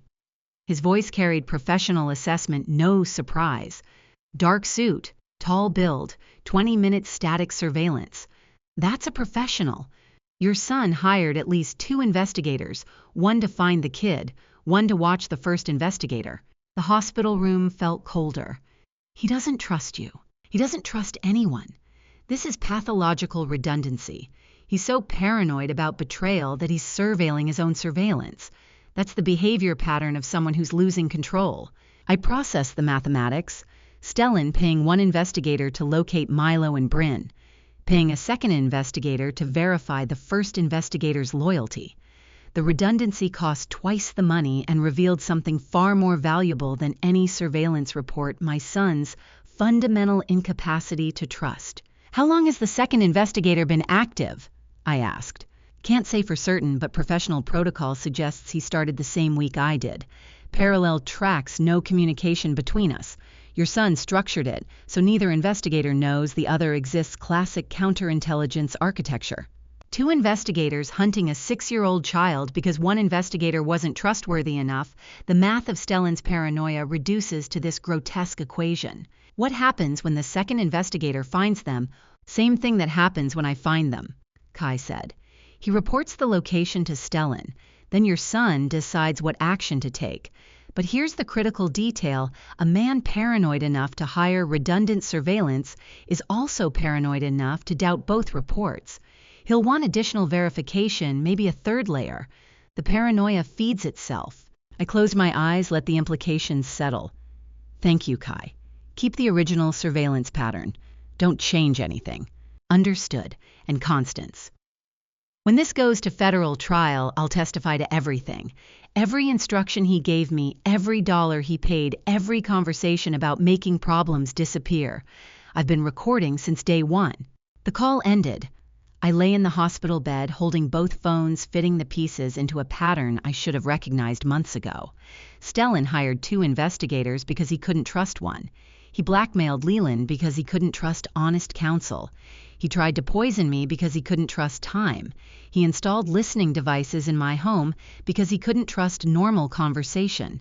He forged documents because he couldn't trust legal processes. Paranoia isn't his armor, it's his crack.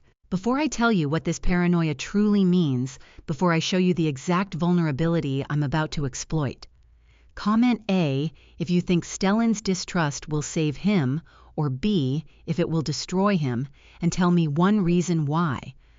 Please note some details ahead are adapted for narrative depth, but the lesson about trust and self-destruction is what matters most. I called Bryn back.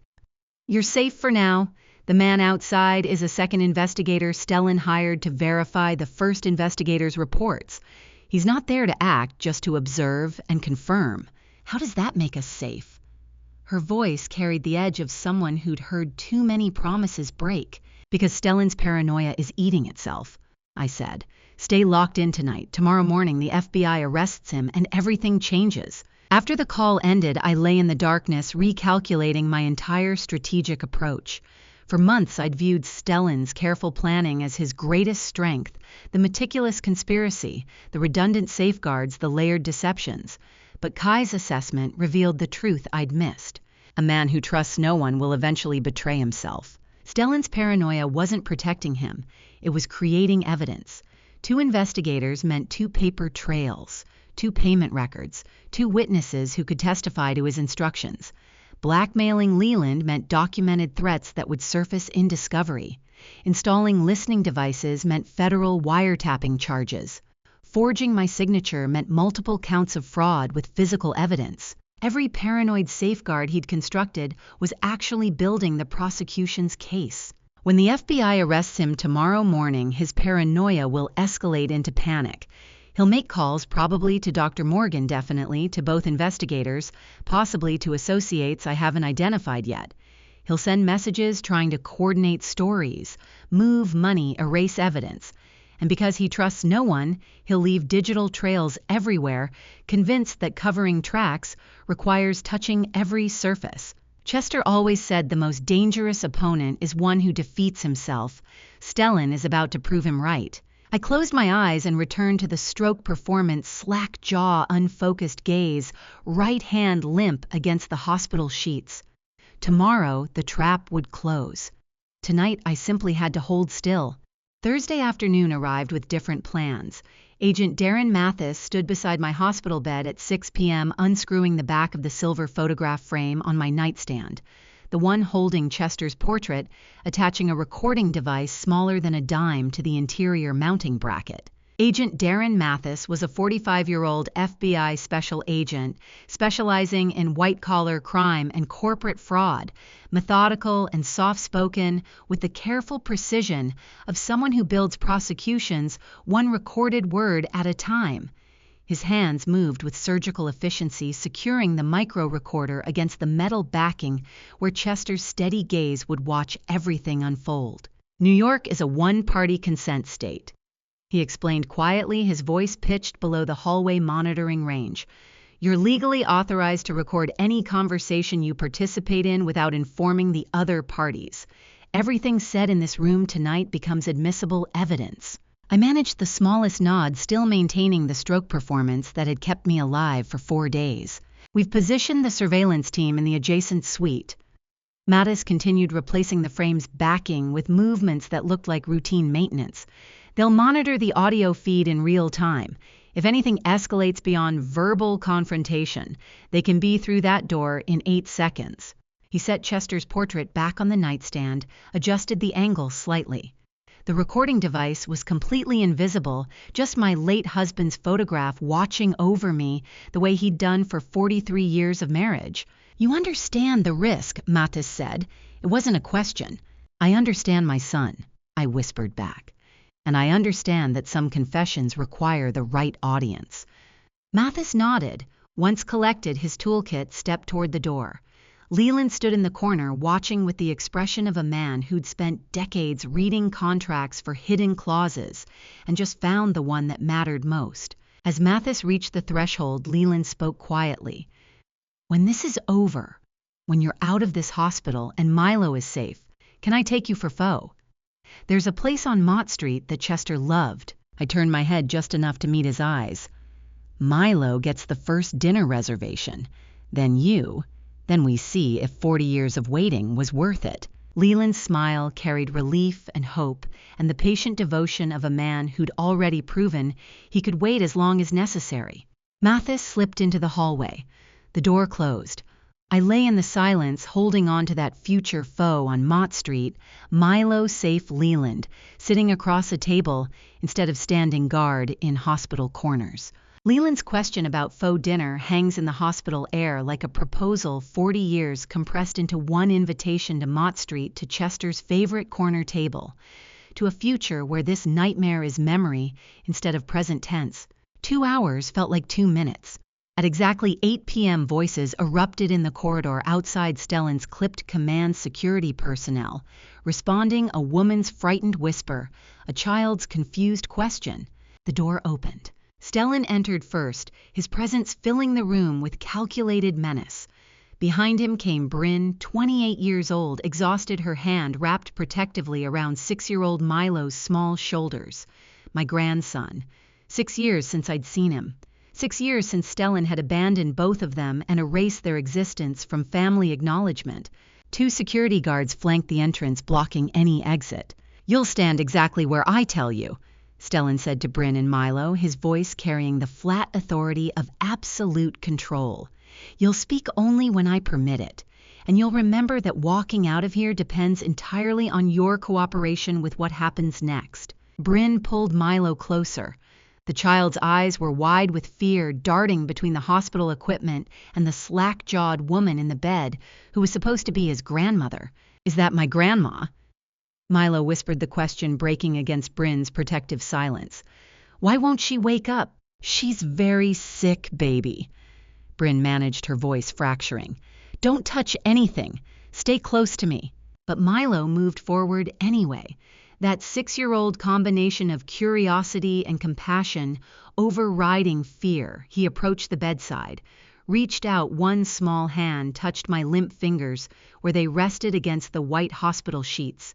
I squeezed back, imperceptibly, just enough pressure that only he could feel it. His eyes widened slightly, but he didn't speak. Smart child. Chester's intelligence combined with qualities Stellan had never possessed: empathy, trust, the instinct to keep precious secrets safe. Leland stood near the window, now litigation briefcase in hand, playing his assigned role perfectly. The attorney managing his client's medical crisis, nothing more.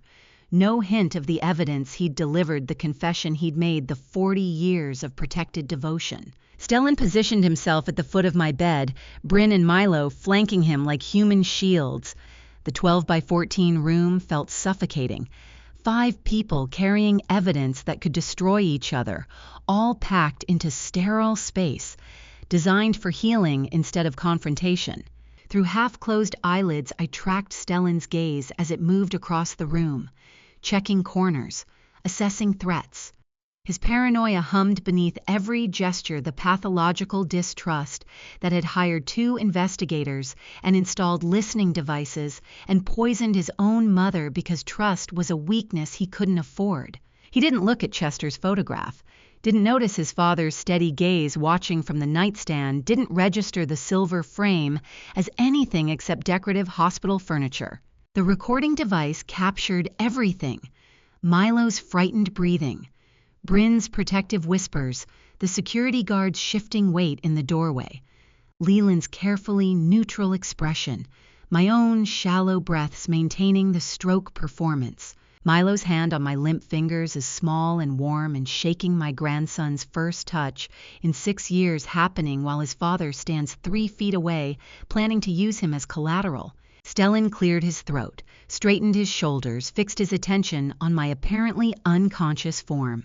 The moment crystallized: 5 people positioned like chess pieces, Chester's portrait frame holding the evidence that would convert everything into federal prosecution, the FBI surveillance team monitoring from the adjacent suite. My son opened his mouth to speak. The recording device registered the intake of breath, the pause before words, the exact second when Stellan Norris began building Exhibit A in his own federal case.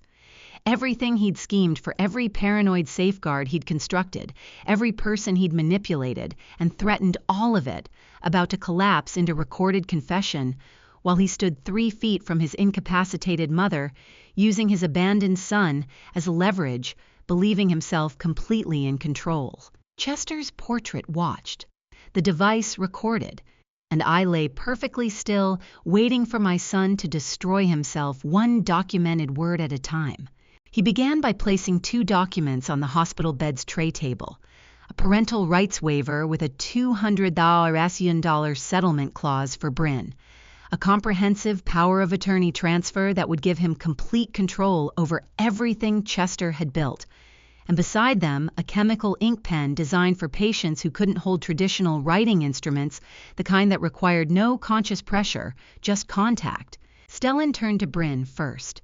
$200,000 for your signature on 2 pages. First page waives all parental claims.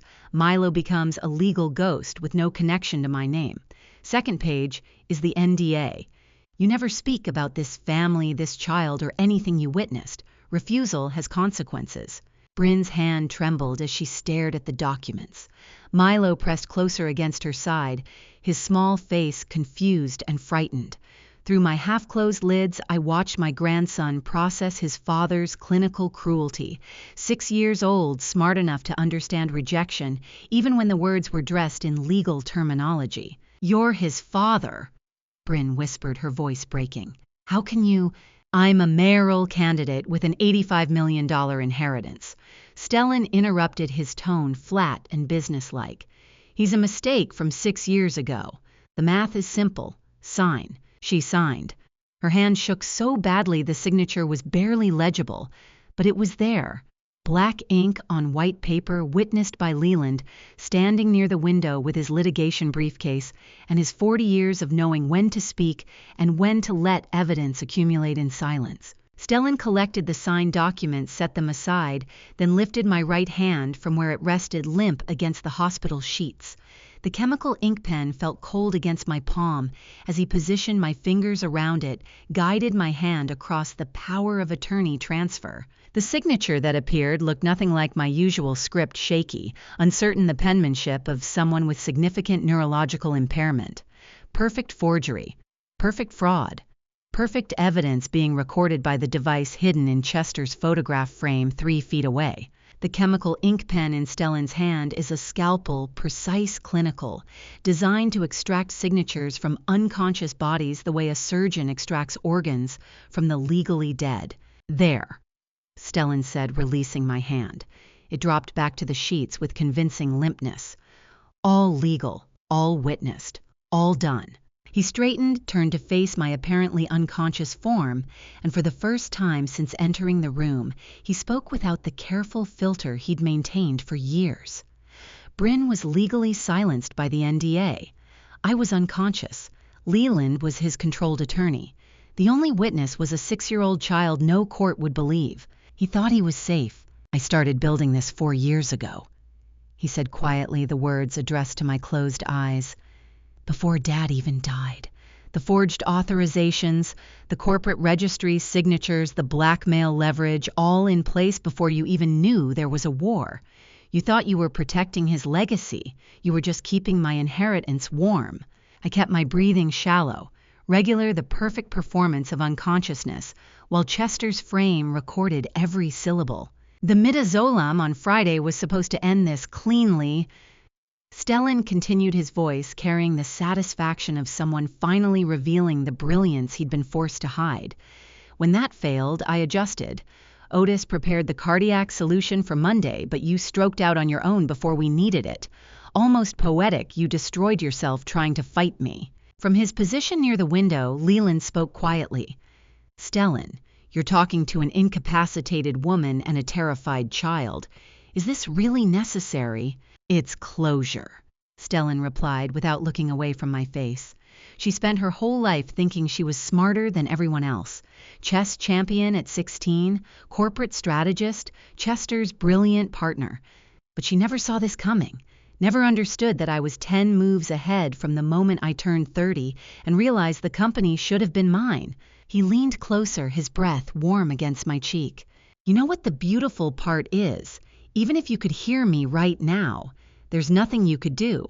The signatures are legal. The NDA is binding. The power transfer is witnessed. And in 3 days, when the cardiac event Otis arranges finally succeeds, it'll just be a tragic complication following your initial stroke. No investigation, no suspicion, just a 60-year-old woman who couldn't survive the neurological damage. The recording device captured every word, every admission of poisoning, every detail of blackmail and fraud, every piece of the 4-year conspiracy laid out in Stellan's own voice because he believed himself untouchable. "The company's board meeting is scheduled for next Wednesday," he continued. "I'll present your signed power of attorney, express deep concern about your condition, and recommend immediate transition planning. By Thanksgiving, I'll be CEO. By Christmas, mayoral candidate Stellan Norris, with a tragic family history and an $85 million foundation supporting child welfare initiatives." The irony is perfect. He gestured toward Milo without looking at the child. Even him, the mistake I'm erasing tonight, becomes part of the narrative. The abandoned child whose grandmother I honored by creating a foundation in her name. No one will ever know he was mine. No one will ever connect those dots. Milo's small voice cut through the confession with devastating simplicity. "Grandma is looking at you." Milo's 6-year-old voice cuts through Stellan's confession like a fire alarm. 5 syllables that detonate 48 hours of performance and 4 years of conspiracy in a single innocent observation. The room froze. "Her eyes are open." Milo added, his tone carrying pure childish curiosity. "Is she awake now?" Stellan turned slowly, his face still wearing the satisfied expression of explained victory. Then he saw my eyes fully open, completely focused, locked on his face with absolute clarity. "No," he whispered the word barely audible.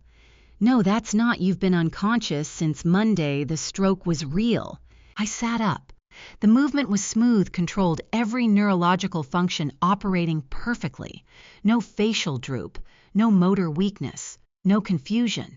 Just a 60-year-old woman who'd spent 4 days lying perfectly still while her son confessed to attempted murder.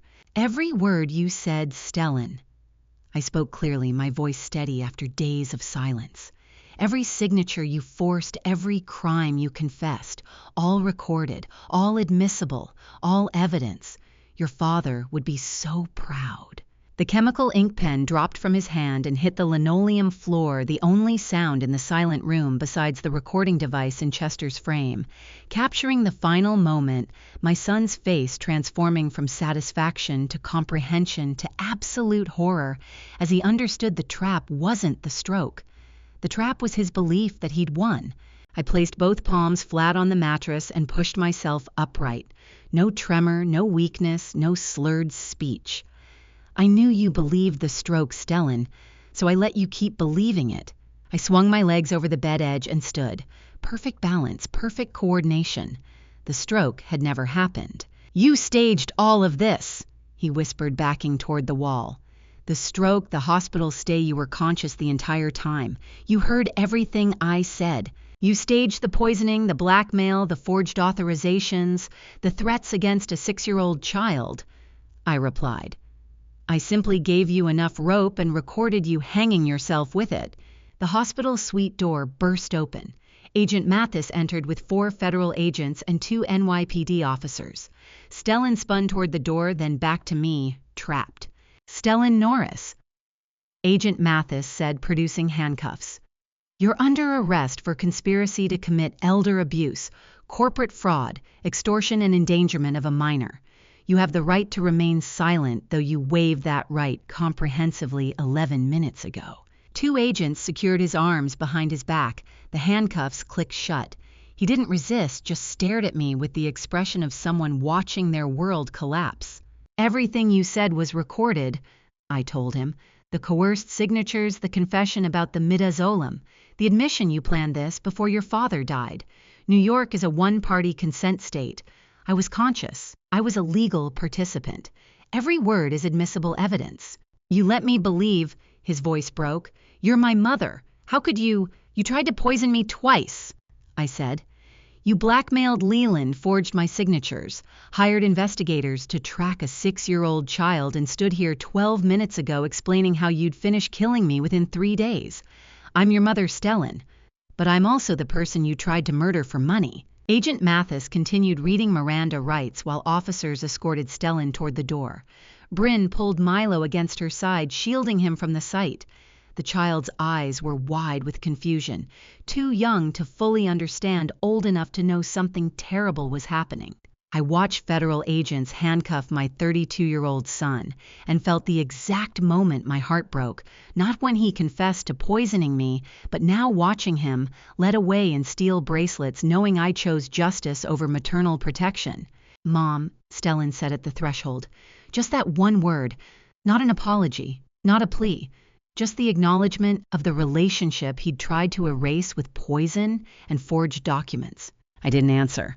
There was nothing left to say that hadn't already been recorded in Chester's photograph frame. The agents led him into the corridor. Through the doorway, I saw Kai Gallagher standing near the nurses' station. When officers had secured Stellan near the elevators, Kai approached Bryn. "You're clear," he said quietly. "The second investigator has been identified and contained. FBI has his surveillance records. You and Milo can leave immediately. I'll drive you to the safe location Agent Mathis arranged." Bryn nodded, her hand still gripping Milo's shoulder. The child looked up at the man who'd been tracking him for months, then turned to his mother. "Why are the police taking that man away?" Milo asked, his voice small and frightened. "Is he a bad person?" Bryn knelt to his level hands, cupping his face. "He did some very bad things and lied to a lot of people. But you're safe now, baby. We're both safe." "Was he the one who made us move to different hotels?" "Yes," Bryn whispered, "but he can't do that anymore." I watched from the doorway as Kai led them toward the service elevator. Leland stood at my shoulder, his presence steady and quiet. 20 minutes later, while Agent Mathis briefed me on next steps, Kai drove Bryn and Milo to the secure apartment the FBI had prepared. I learned what happened during that drive when Kai testified at the preliminary hearing. Milo sat in the back seat beside his mother, watching city lights blur past. After several minutes of silence, he leaned forward and looked at Kai's reflection in the rearview mirror. "Are you a bad man?" he asked with 6-year-old directness. "You were watching us for a long time." Kai met the child's eyes in the mirror. "I was very close to being one," he answered honestly. "Then I saw you were just a 6-year-old kid and I changed my mind." Milo considered this with serious concentration. Then he smiled, the first smile anyone had seen from him all night. "Then you're a good man now." Milo's 6-year-old voice in the rearview mirror grants Kai the absolution the FBI never could. "You're a good man now," 4 words that erase 3 months of surveillance guilt. Back at the hospital, the corridor slowly emptied. Stellan was gone in federal custody, transported to Manhattan detention for processing. Bryn and Milo were safe in Kai's car, heading to witness protection. Agent Mathis was coordinating with prosecutors about arraignment schedules. Leland stood beside me in the quiet hallway as I watched the elevator where they'd taken my son. The doors had closed 10 minutes ago, but I couldn't stop staring at the brushed steel surface, seeing Stellan's face in the moment before the agents led him away. "I'm sorry I lost you," I whispered to the empty corridor. "I'm sorry Chester didn't see what you were becoming. I'm sorry I chose the company over saving you." The words hung in the antiseptic hospital air, confession, grief, and acknowledgement, compressed into 3 sentences I'd never be able to say directly to my son. Leland's hand found mine in the corridor silence. His fingers interlaced with mine, warm and steady and patient after 40 years of waiting. "You didn't lose him," Leland said quietly. "He lost himself. You just refused to be destroyed in the process." The elevator remained closed. Stellan was gone, and I stood in the hallway holding the hand of a man who'd loved me since before my son was born, feeling victory and devastation in equal measure. Back in the hospital room, Leland helped me into the chair beside the bed, while Bryn settled Milo on the small couch. My tablet screen lit up with a breaking news alert at 10:30 p.m. FBI press conference live at Norris campaign rally. The tablet screen glowed in the darkened room, showing Agent Mathis standing at a podium outside Stellan's campaign rally plaza, surrounded by media cameras and 500 confused supporters who'd come to hear a mayoral victory speech, but were about to witness something very different. I turned up the volume. Bryn moved closer, her eyes fixed on the screen. At approximately 9:47 p.m. this evening, Agent Mathis announced, his voice carrying across the Manhattan plaza, FBI agents arrested Stellan Norris on multiple federal charges, including conspiracy to commit elder abuse, corporate fraud, extortion, and endangerment of a minor. What follows is a brief excerpt from evidence legally obtained under New York Penal Law Section 250 (TAR, a recording of Mr. Norris's voluntary statements made in the presence of his mother, Constance Norris, who was a conscious and willing participant in the recorded conversation. The plaza speakers crackled. Then Stellan's voice echoed across 500 supporters, crystal clear. "I started building this 4 years ago, before Dad even died. The forged authorizations, the corporate registries, signatures, the blackmail leverage, all in place before you even knew there was a war. You thought you were protecting his legacy. You were just keeping my inheritance warm." Silence spread through the crowd like ice water. Stellan's voice continued from the hospital recording. "The midazolam on Friday was supposed to end this cleanly. When that failed, I adjusted. Otis prepared the cardiac solution for Monday, but you stroked out on your own before we needed it. Almost poetic, you destroyed yourself trying to fight me." The plaza erupted. Cameras flashed like lightning. Reporters shouted questions. Campaign staff fled towards side exits. Breaking news banners scrolled across the bottom of the screen. Mayoral candidate arrested for elder abuse and fraud. Norris campaign in freefall. Candidate admits poisoning mother on recording. Bryn whispered beside me, her voice barely audible. 500 people just heard him confess. His political career is over. Everything he planned for the mayor's office, the inheritance, the company, it's all gone. I watched supporters scatter across the plaza, their campaign signs abandoned on the pavement. Stellan's face appeared in the corner of the screen. His official campaign photo with the practiced smile and the carefully tailored suit frozen beside the scrolling text of his own recorded confession. "He destroyed himself," I said quietly, turning off the tablet. "I just gave him the stage and the microphone and let him perform." The tablet screen shows Stellan's campaign rally collapsing like a stage set when the lights come up, all the artifice visible, all the illusion shattered. 500 people, realizing they almost elected a man who poisoned his mother for inheritance money. Leland spoke from the doorway. "The car's ready when you are. Simone's at the mansion preparing rooms for Bryn and Milo." I looked at Bryn holding her sleeping son. "Come home with me," I said, "both of you. The mansion has 14 rooms, and most of them have been empty since Chester died. It should hold voices again, laughter, a 6-year-old asking questions." Bryn's eyes filled with tears. "Are you sure? We've been hiding so long. I don't know if we remember how to just exist normally." "Then we'll figure it out together," I replied.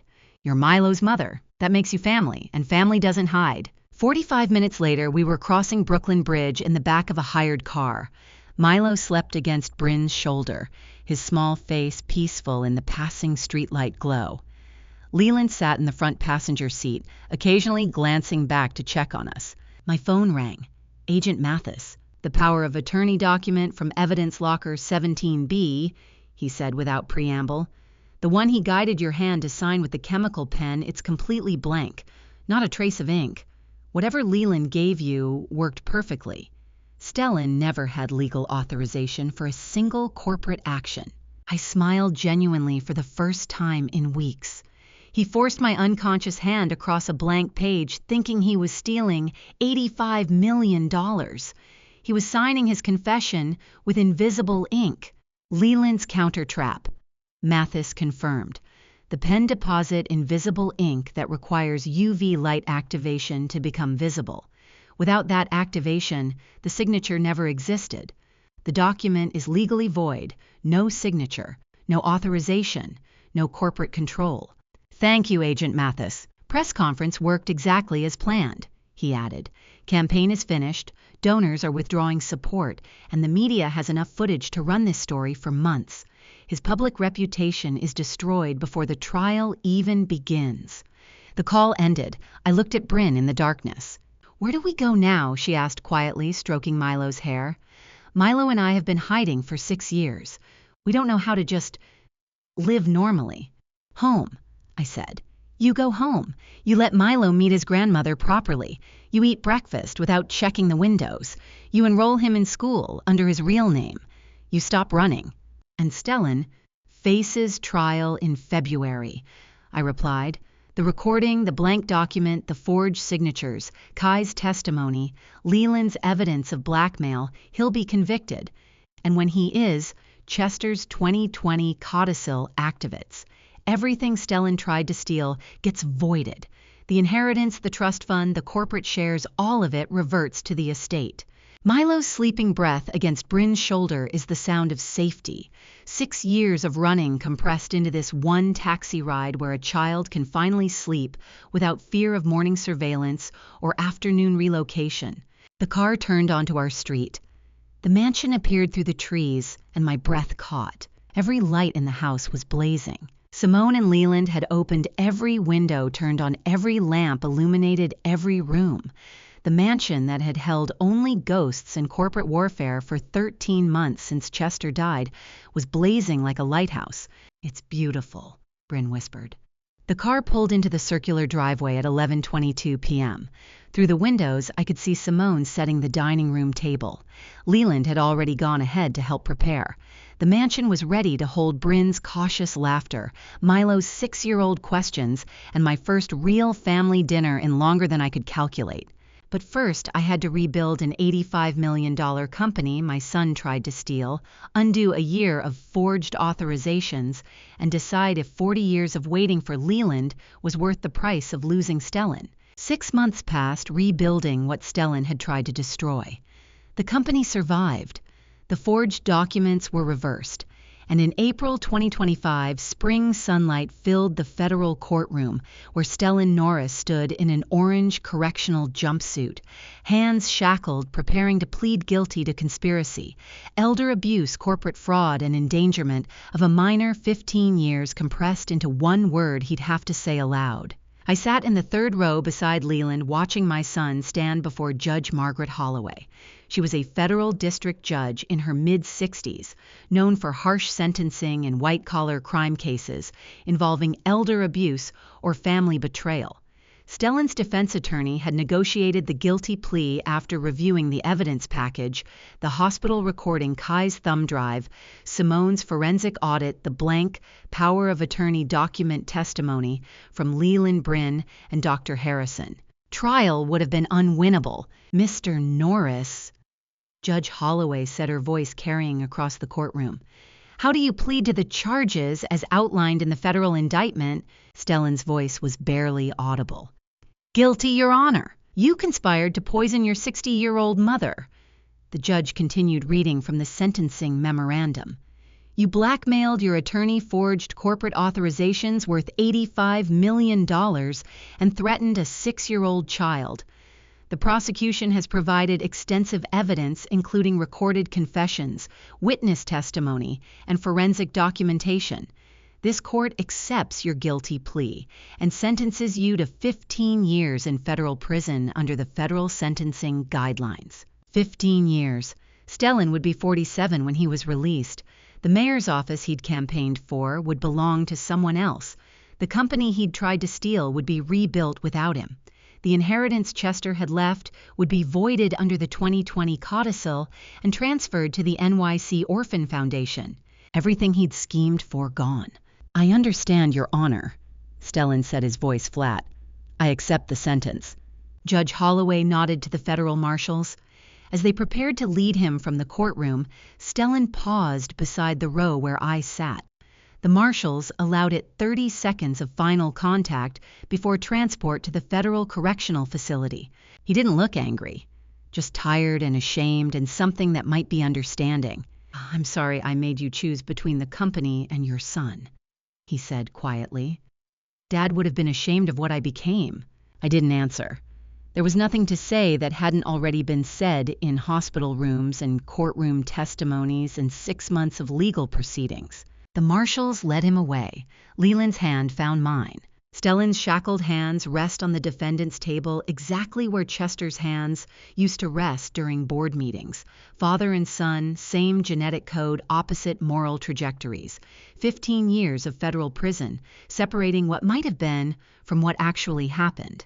Dr. Morgan pled guilty 3 months ago. Leland murmured as we watched Stellan disappear through the side door. 5 years and permanent medical license surrender. Between the two of them, the conspiracy is fully documented and prosecuted. It's finished, I said. The legal part, Leland agreed. The rest takes longer. 1 week later, I sat in Manhattan Family Court beside Bryn, while Judge Patricia Reeves reviewed the custody petition. Judge Reeves presided over family court with a reputation for prioritizing child welfare and listening carefully to what children asked for rather than what adults thought they needed. This court has reviewed the federal criminal case against Stellan Norris. Judge Reeves said her reading glasses perched on her nose. The felony convictions include crimes directly involving endangerment of the minor child, Milo Bennett. Under New York Social Services Law Section 384B, this court terminates all parental rights of Stellan Norris and confirms Bryn Bennett as sole legal guardian of the minor child. Bryn's hand trembled slightly as she signed the custody confirmation documents.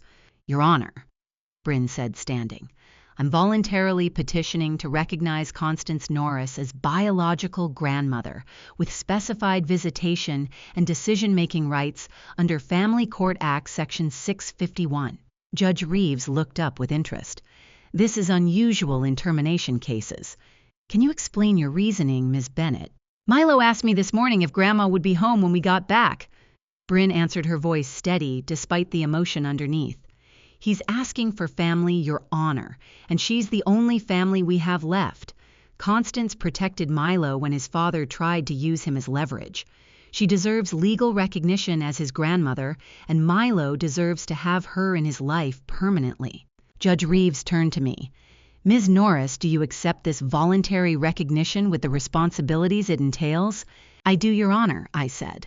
Then the court grants this petition and recognizes Constance Norris as biological grandmother with visitation rights and shared decision-making authority as outlined in the custody agreement. The gavel struck. Legal proceedings concluded. Bryn and I walked out of the family courthouse into May sunshine, carrying papers that confirmed what Milo had already decided in his 6-year-old heart. Milo's question, will Grandma be home when we get back, carries 6 years of hiding compressed into 8 words that ask not about visitation, but about permanence, not about visits, but about home. On the courthouse steps, Bryn turned to me. When do you want us to move into the mansion? We've been staying at the apartment Kai helped us find, but if you're serious about the permanent invitation, whenever Milo decides he's ready, I interrupted gently. The mansion has 8 bedrooms and 13 months of silence since Chester died. If you and Milo want to make it home permanently, the decision is his. 6-year-olds should choose their own family. Bryn's eyes filled with tears. He asked about you every day this week, whether you'd come to his school performance, whether you like dinosaurs because he's learning about T-Rexes, whether Grandma's taught chess because his teacher said he's smart enough to learn. Does he want to learn chess? I asked. He wants to know if you'll teach him, Bryn said, the way Chester taught you. 3 blocks away, Milo sat in Kai's car eating ice cream, unaware that the adults had just handed him the power to build his own family structure from the ruins of the one his father destroyed. Kai had volunteered to babysit during the court hearing, the former surveillance operative now acting as trusted family friend redemption, granted by a child's declaration that he was a good man now. I looked at the legal papers in my hand, grandmother rights, visitation authority, decision-making partnership with Bryn. All of it meaningless unless a 6-year-old boy decided that the mansion wasn't just Grandma's house, but home. That evening I sat alone in the mansion study at 11 p.m. with blank stationery addressed to Otisville Federal Correctional Facility, trying to find words that acknowledged my own failures as a mother without absolving my son's crimes as a man. The fountain pen felt heavy in my hand. Chester's photograph watched from the corner of the desk, the formal portrait from his 60th birthday, the one where he smiled like he knew exactly how the next 20 years would unfold. He'd been wrong about that. We both had. I wrote slowly, each sentence requiring precision. Stellan, I failed you after your father died. I buried myself in the company instead of helping you grieve. That failure belongs to me. But the poisoning, the blackmail, the threats against a 6-year-old child, those choices belong to you. I can acknowledge my absence without excusing your crimes. Both truths exist." The pen paused. Outside the study window, the mansion grounds were dark except for the security lighting Leland had installed. Safe, protected. Empty of the son who should have inherited all of this. "Milo will be 21 when you're released." I continued writing. "Whether you meet him will be his decision, not mine or Bryn's. You have 15 years to become the kind of man a son would choose to know. I hope you use them. Your father would have wanted you to try." I signed it simply, "Your mother." The letter to Otisville weighs less than an ounce but carries 40 years of maternal reckoning, every word a scale balancing my failures against his crimes, my absence against his choices, my grief against his 15-year sentence. After sealing the envelope, I looked at Chester's photograph for a long moment. Did I handle it right? I whispered to the empty study. "Our son is in federal prison for 15 years. Our grandson is sleeping upstairs in the room you built for nursery overflow. I saved the company and lost our child. Tell me that was the only choice." The photograph didn't answer. It never did. But I could hear Chester's voice in my memory anyway. "You protected an innocent child and held a guilty man accountable. That's not choosing the company over our son. That's choosing justice over comfort." I set the sealed letter in the outgoing mail tray and turned off the desk lamp. 2 weeks later, the first official morning with Bryn and Milo living permanently at the mansion began with the sound of sock feet skidding across hardwood floors at 7:30 a.m. Milo burst into the kitchen where I was reviewing quarterly reports over coffee. He stopped abruptly, staring at the man standing by the coffee maker. "Who's that man?" Milo asked Bryn, who'd followed him into the kitchen. "Does he live here too?" Leland knelt to Milo's height, his movements careful and non-threatening. "I'm Leland. I'm a friend of your grandmother's. I know a lot about growing tomatoes." Milo's eyes widened with interest. "Tomatoes? The kind you eat? The kind you grow and then eat?" Leland confirmed. "Your grandmother has a big backyard that would be perfect for a garden. We could plant them together if you want." Milo looked at Bryn for permission, then back at Leland. "Then you can stay." Those 3 words, simple, declarative, carrying the weight of a 6-year-old's innocent authority, granted Leland what 40 years of patient devotion had never quite achieved: permission to belong. The front door opened and Simone Spencer arrived carrying fresh flowers for the breakfast table. She'd been stopping by every morning since Bryn and Milo moved in, helping with the transition from empty mansion to functioning household. "First official family breakfast deserves fresh flowers," Simone announced, arranging lilies and roses in the crystal vase. "Constance, this kitchen hasn't held this many voices since Chester's 60th birthday party. It sounds like home again." She was right. The mansion kitchen, filled with the chaotic warmth I'd forgotten existed, Milo asking 1,000 questions about tomatoes and gardens and whether grandmas like dinosaurs. Bryn explaining breakfast routines while trying not to laugh at her son's boundless energy. Leland describing soil pH and sunlight requirements in terms a 6-year-old could understand. Simone humming while she set the table. Not the solitary footsteps of corporate mourning. Not the silent rooms of a widow managing grief through quarterly earnings reports. This was family, messy and loud, and asking for attention that couldn't be scheduled into afternoon meetings. Milo grabbed my hand suddenly, his fingers sticky with the breakfast syrup Bryn had just wiped off his face. "Grandma, come pick the tomato spot," he insisted, pulling me toward the back door. "Leland says they need sun, but not too much wind. Come on." I looked at the quarterly reports spread across the kitchen table. Norris Capital Group's first quarter performance analysis, board meeting preparation notes, corporate restructuring proposals following the reversal of Stellan's forged authorizations. Business that had consumed 40 years of my life. "I'm coming," I said, setting down my coffee and following Milo's insistent tugging. "Business can wait, tomatoes can't." Milo's hand in mine is small and sticky with breakfast syrup, pulling me toward the backyard sunlight and away from the study desk where I spent 4 decades building corporate empires instead of family breakfasts. He led me through the back door into May sunshine that felt warmer than any boardroom lighting. The mansion's backyard stretched before us, a half-acre of manicured lawn that Chester had always intended to transform into gardens, but never found time to start. Milo ran ahead, spinning in circles to survey the entire space. "Here," he called, pointing to a sunny corner near the back fence. "Or here.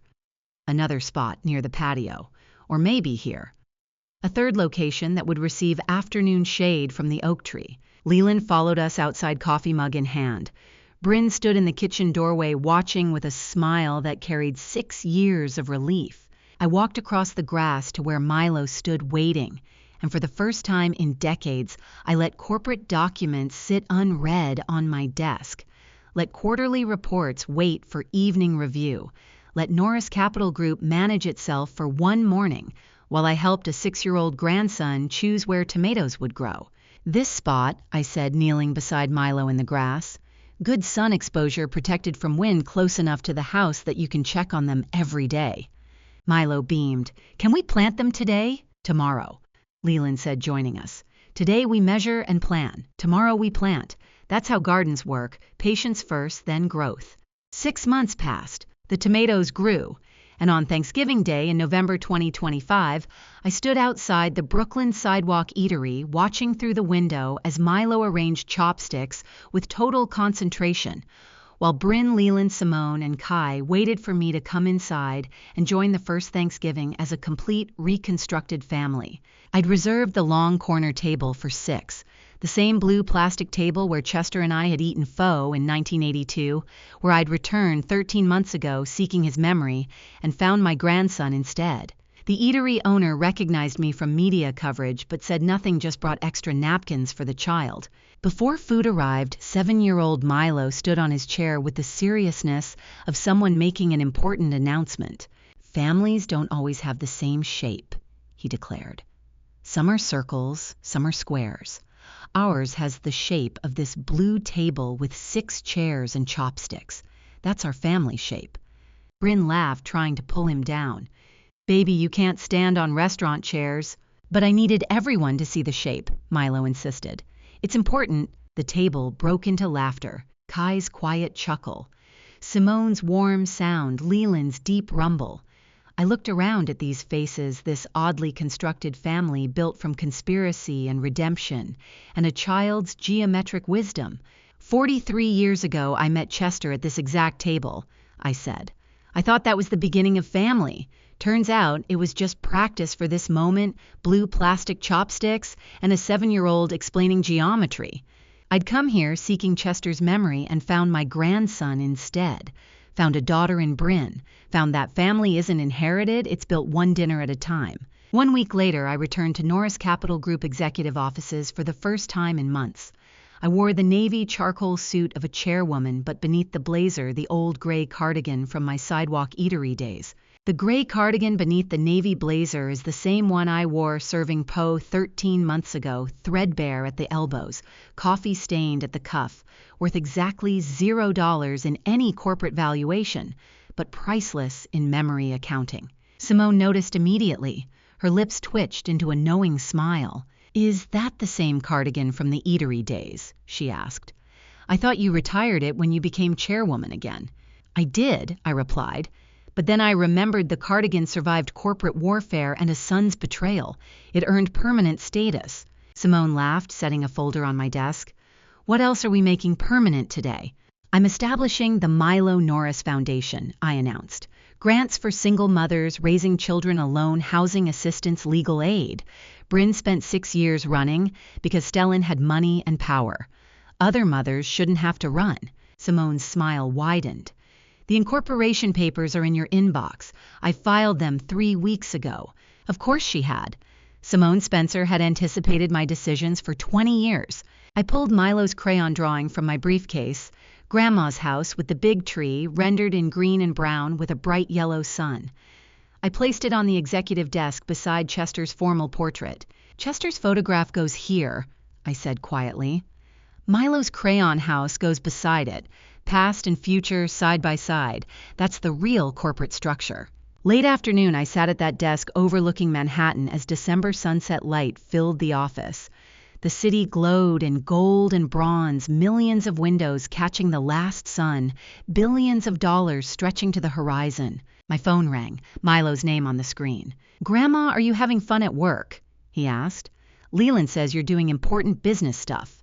"Very much so," I answered.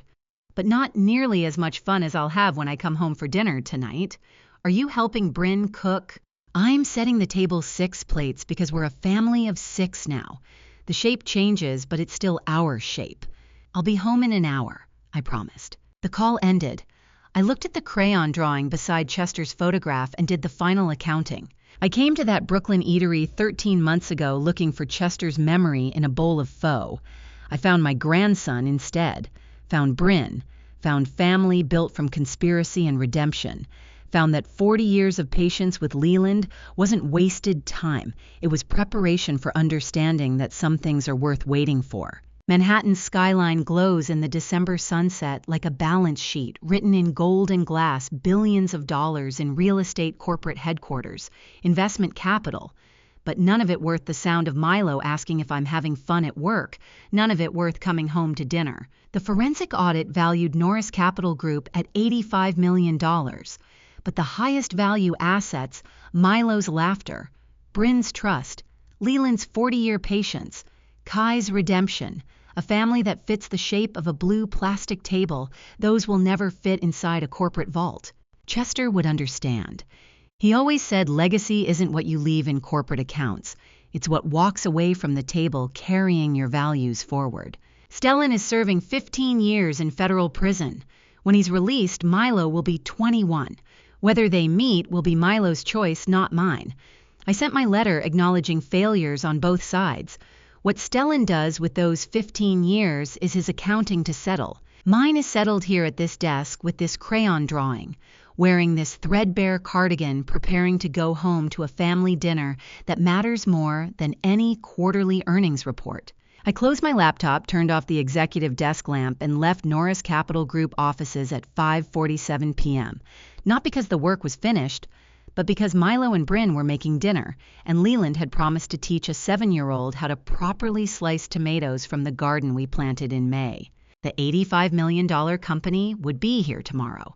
The family dinner wouldn't. Chester's photograph stayed on the desk beside Milo's crayon drawing.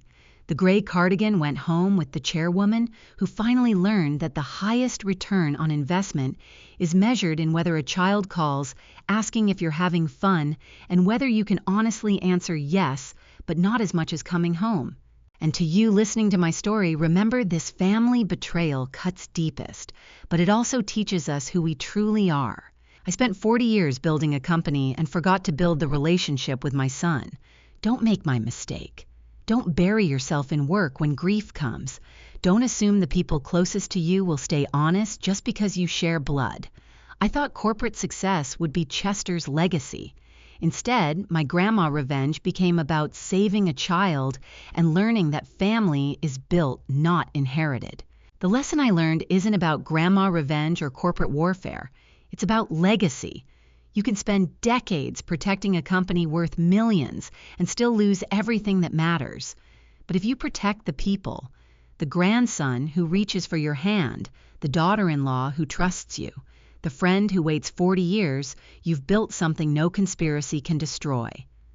I believe God showed me what I'd been missing, that the highest value assets can't fit in a vault. True grandma revenge isn't punishing betrayal. It's choosing to build family from the ruins. If this story resonated with you, please leave a comment below. Tell me what you think about loyalty, family, and second chances. If you know someone who needs to hear this message, share it with them. And if you'd like more stories like this, please subscribe to Her Family Revenge.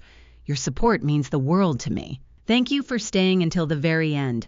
Your time and attention matter deeply to me. A final note, while this story is based on real themes of family, betrayal, and redemption, some details have been adapted for storytelling purposes. What I hope you take away is the lesson about legacy, family, and what truly matters.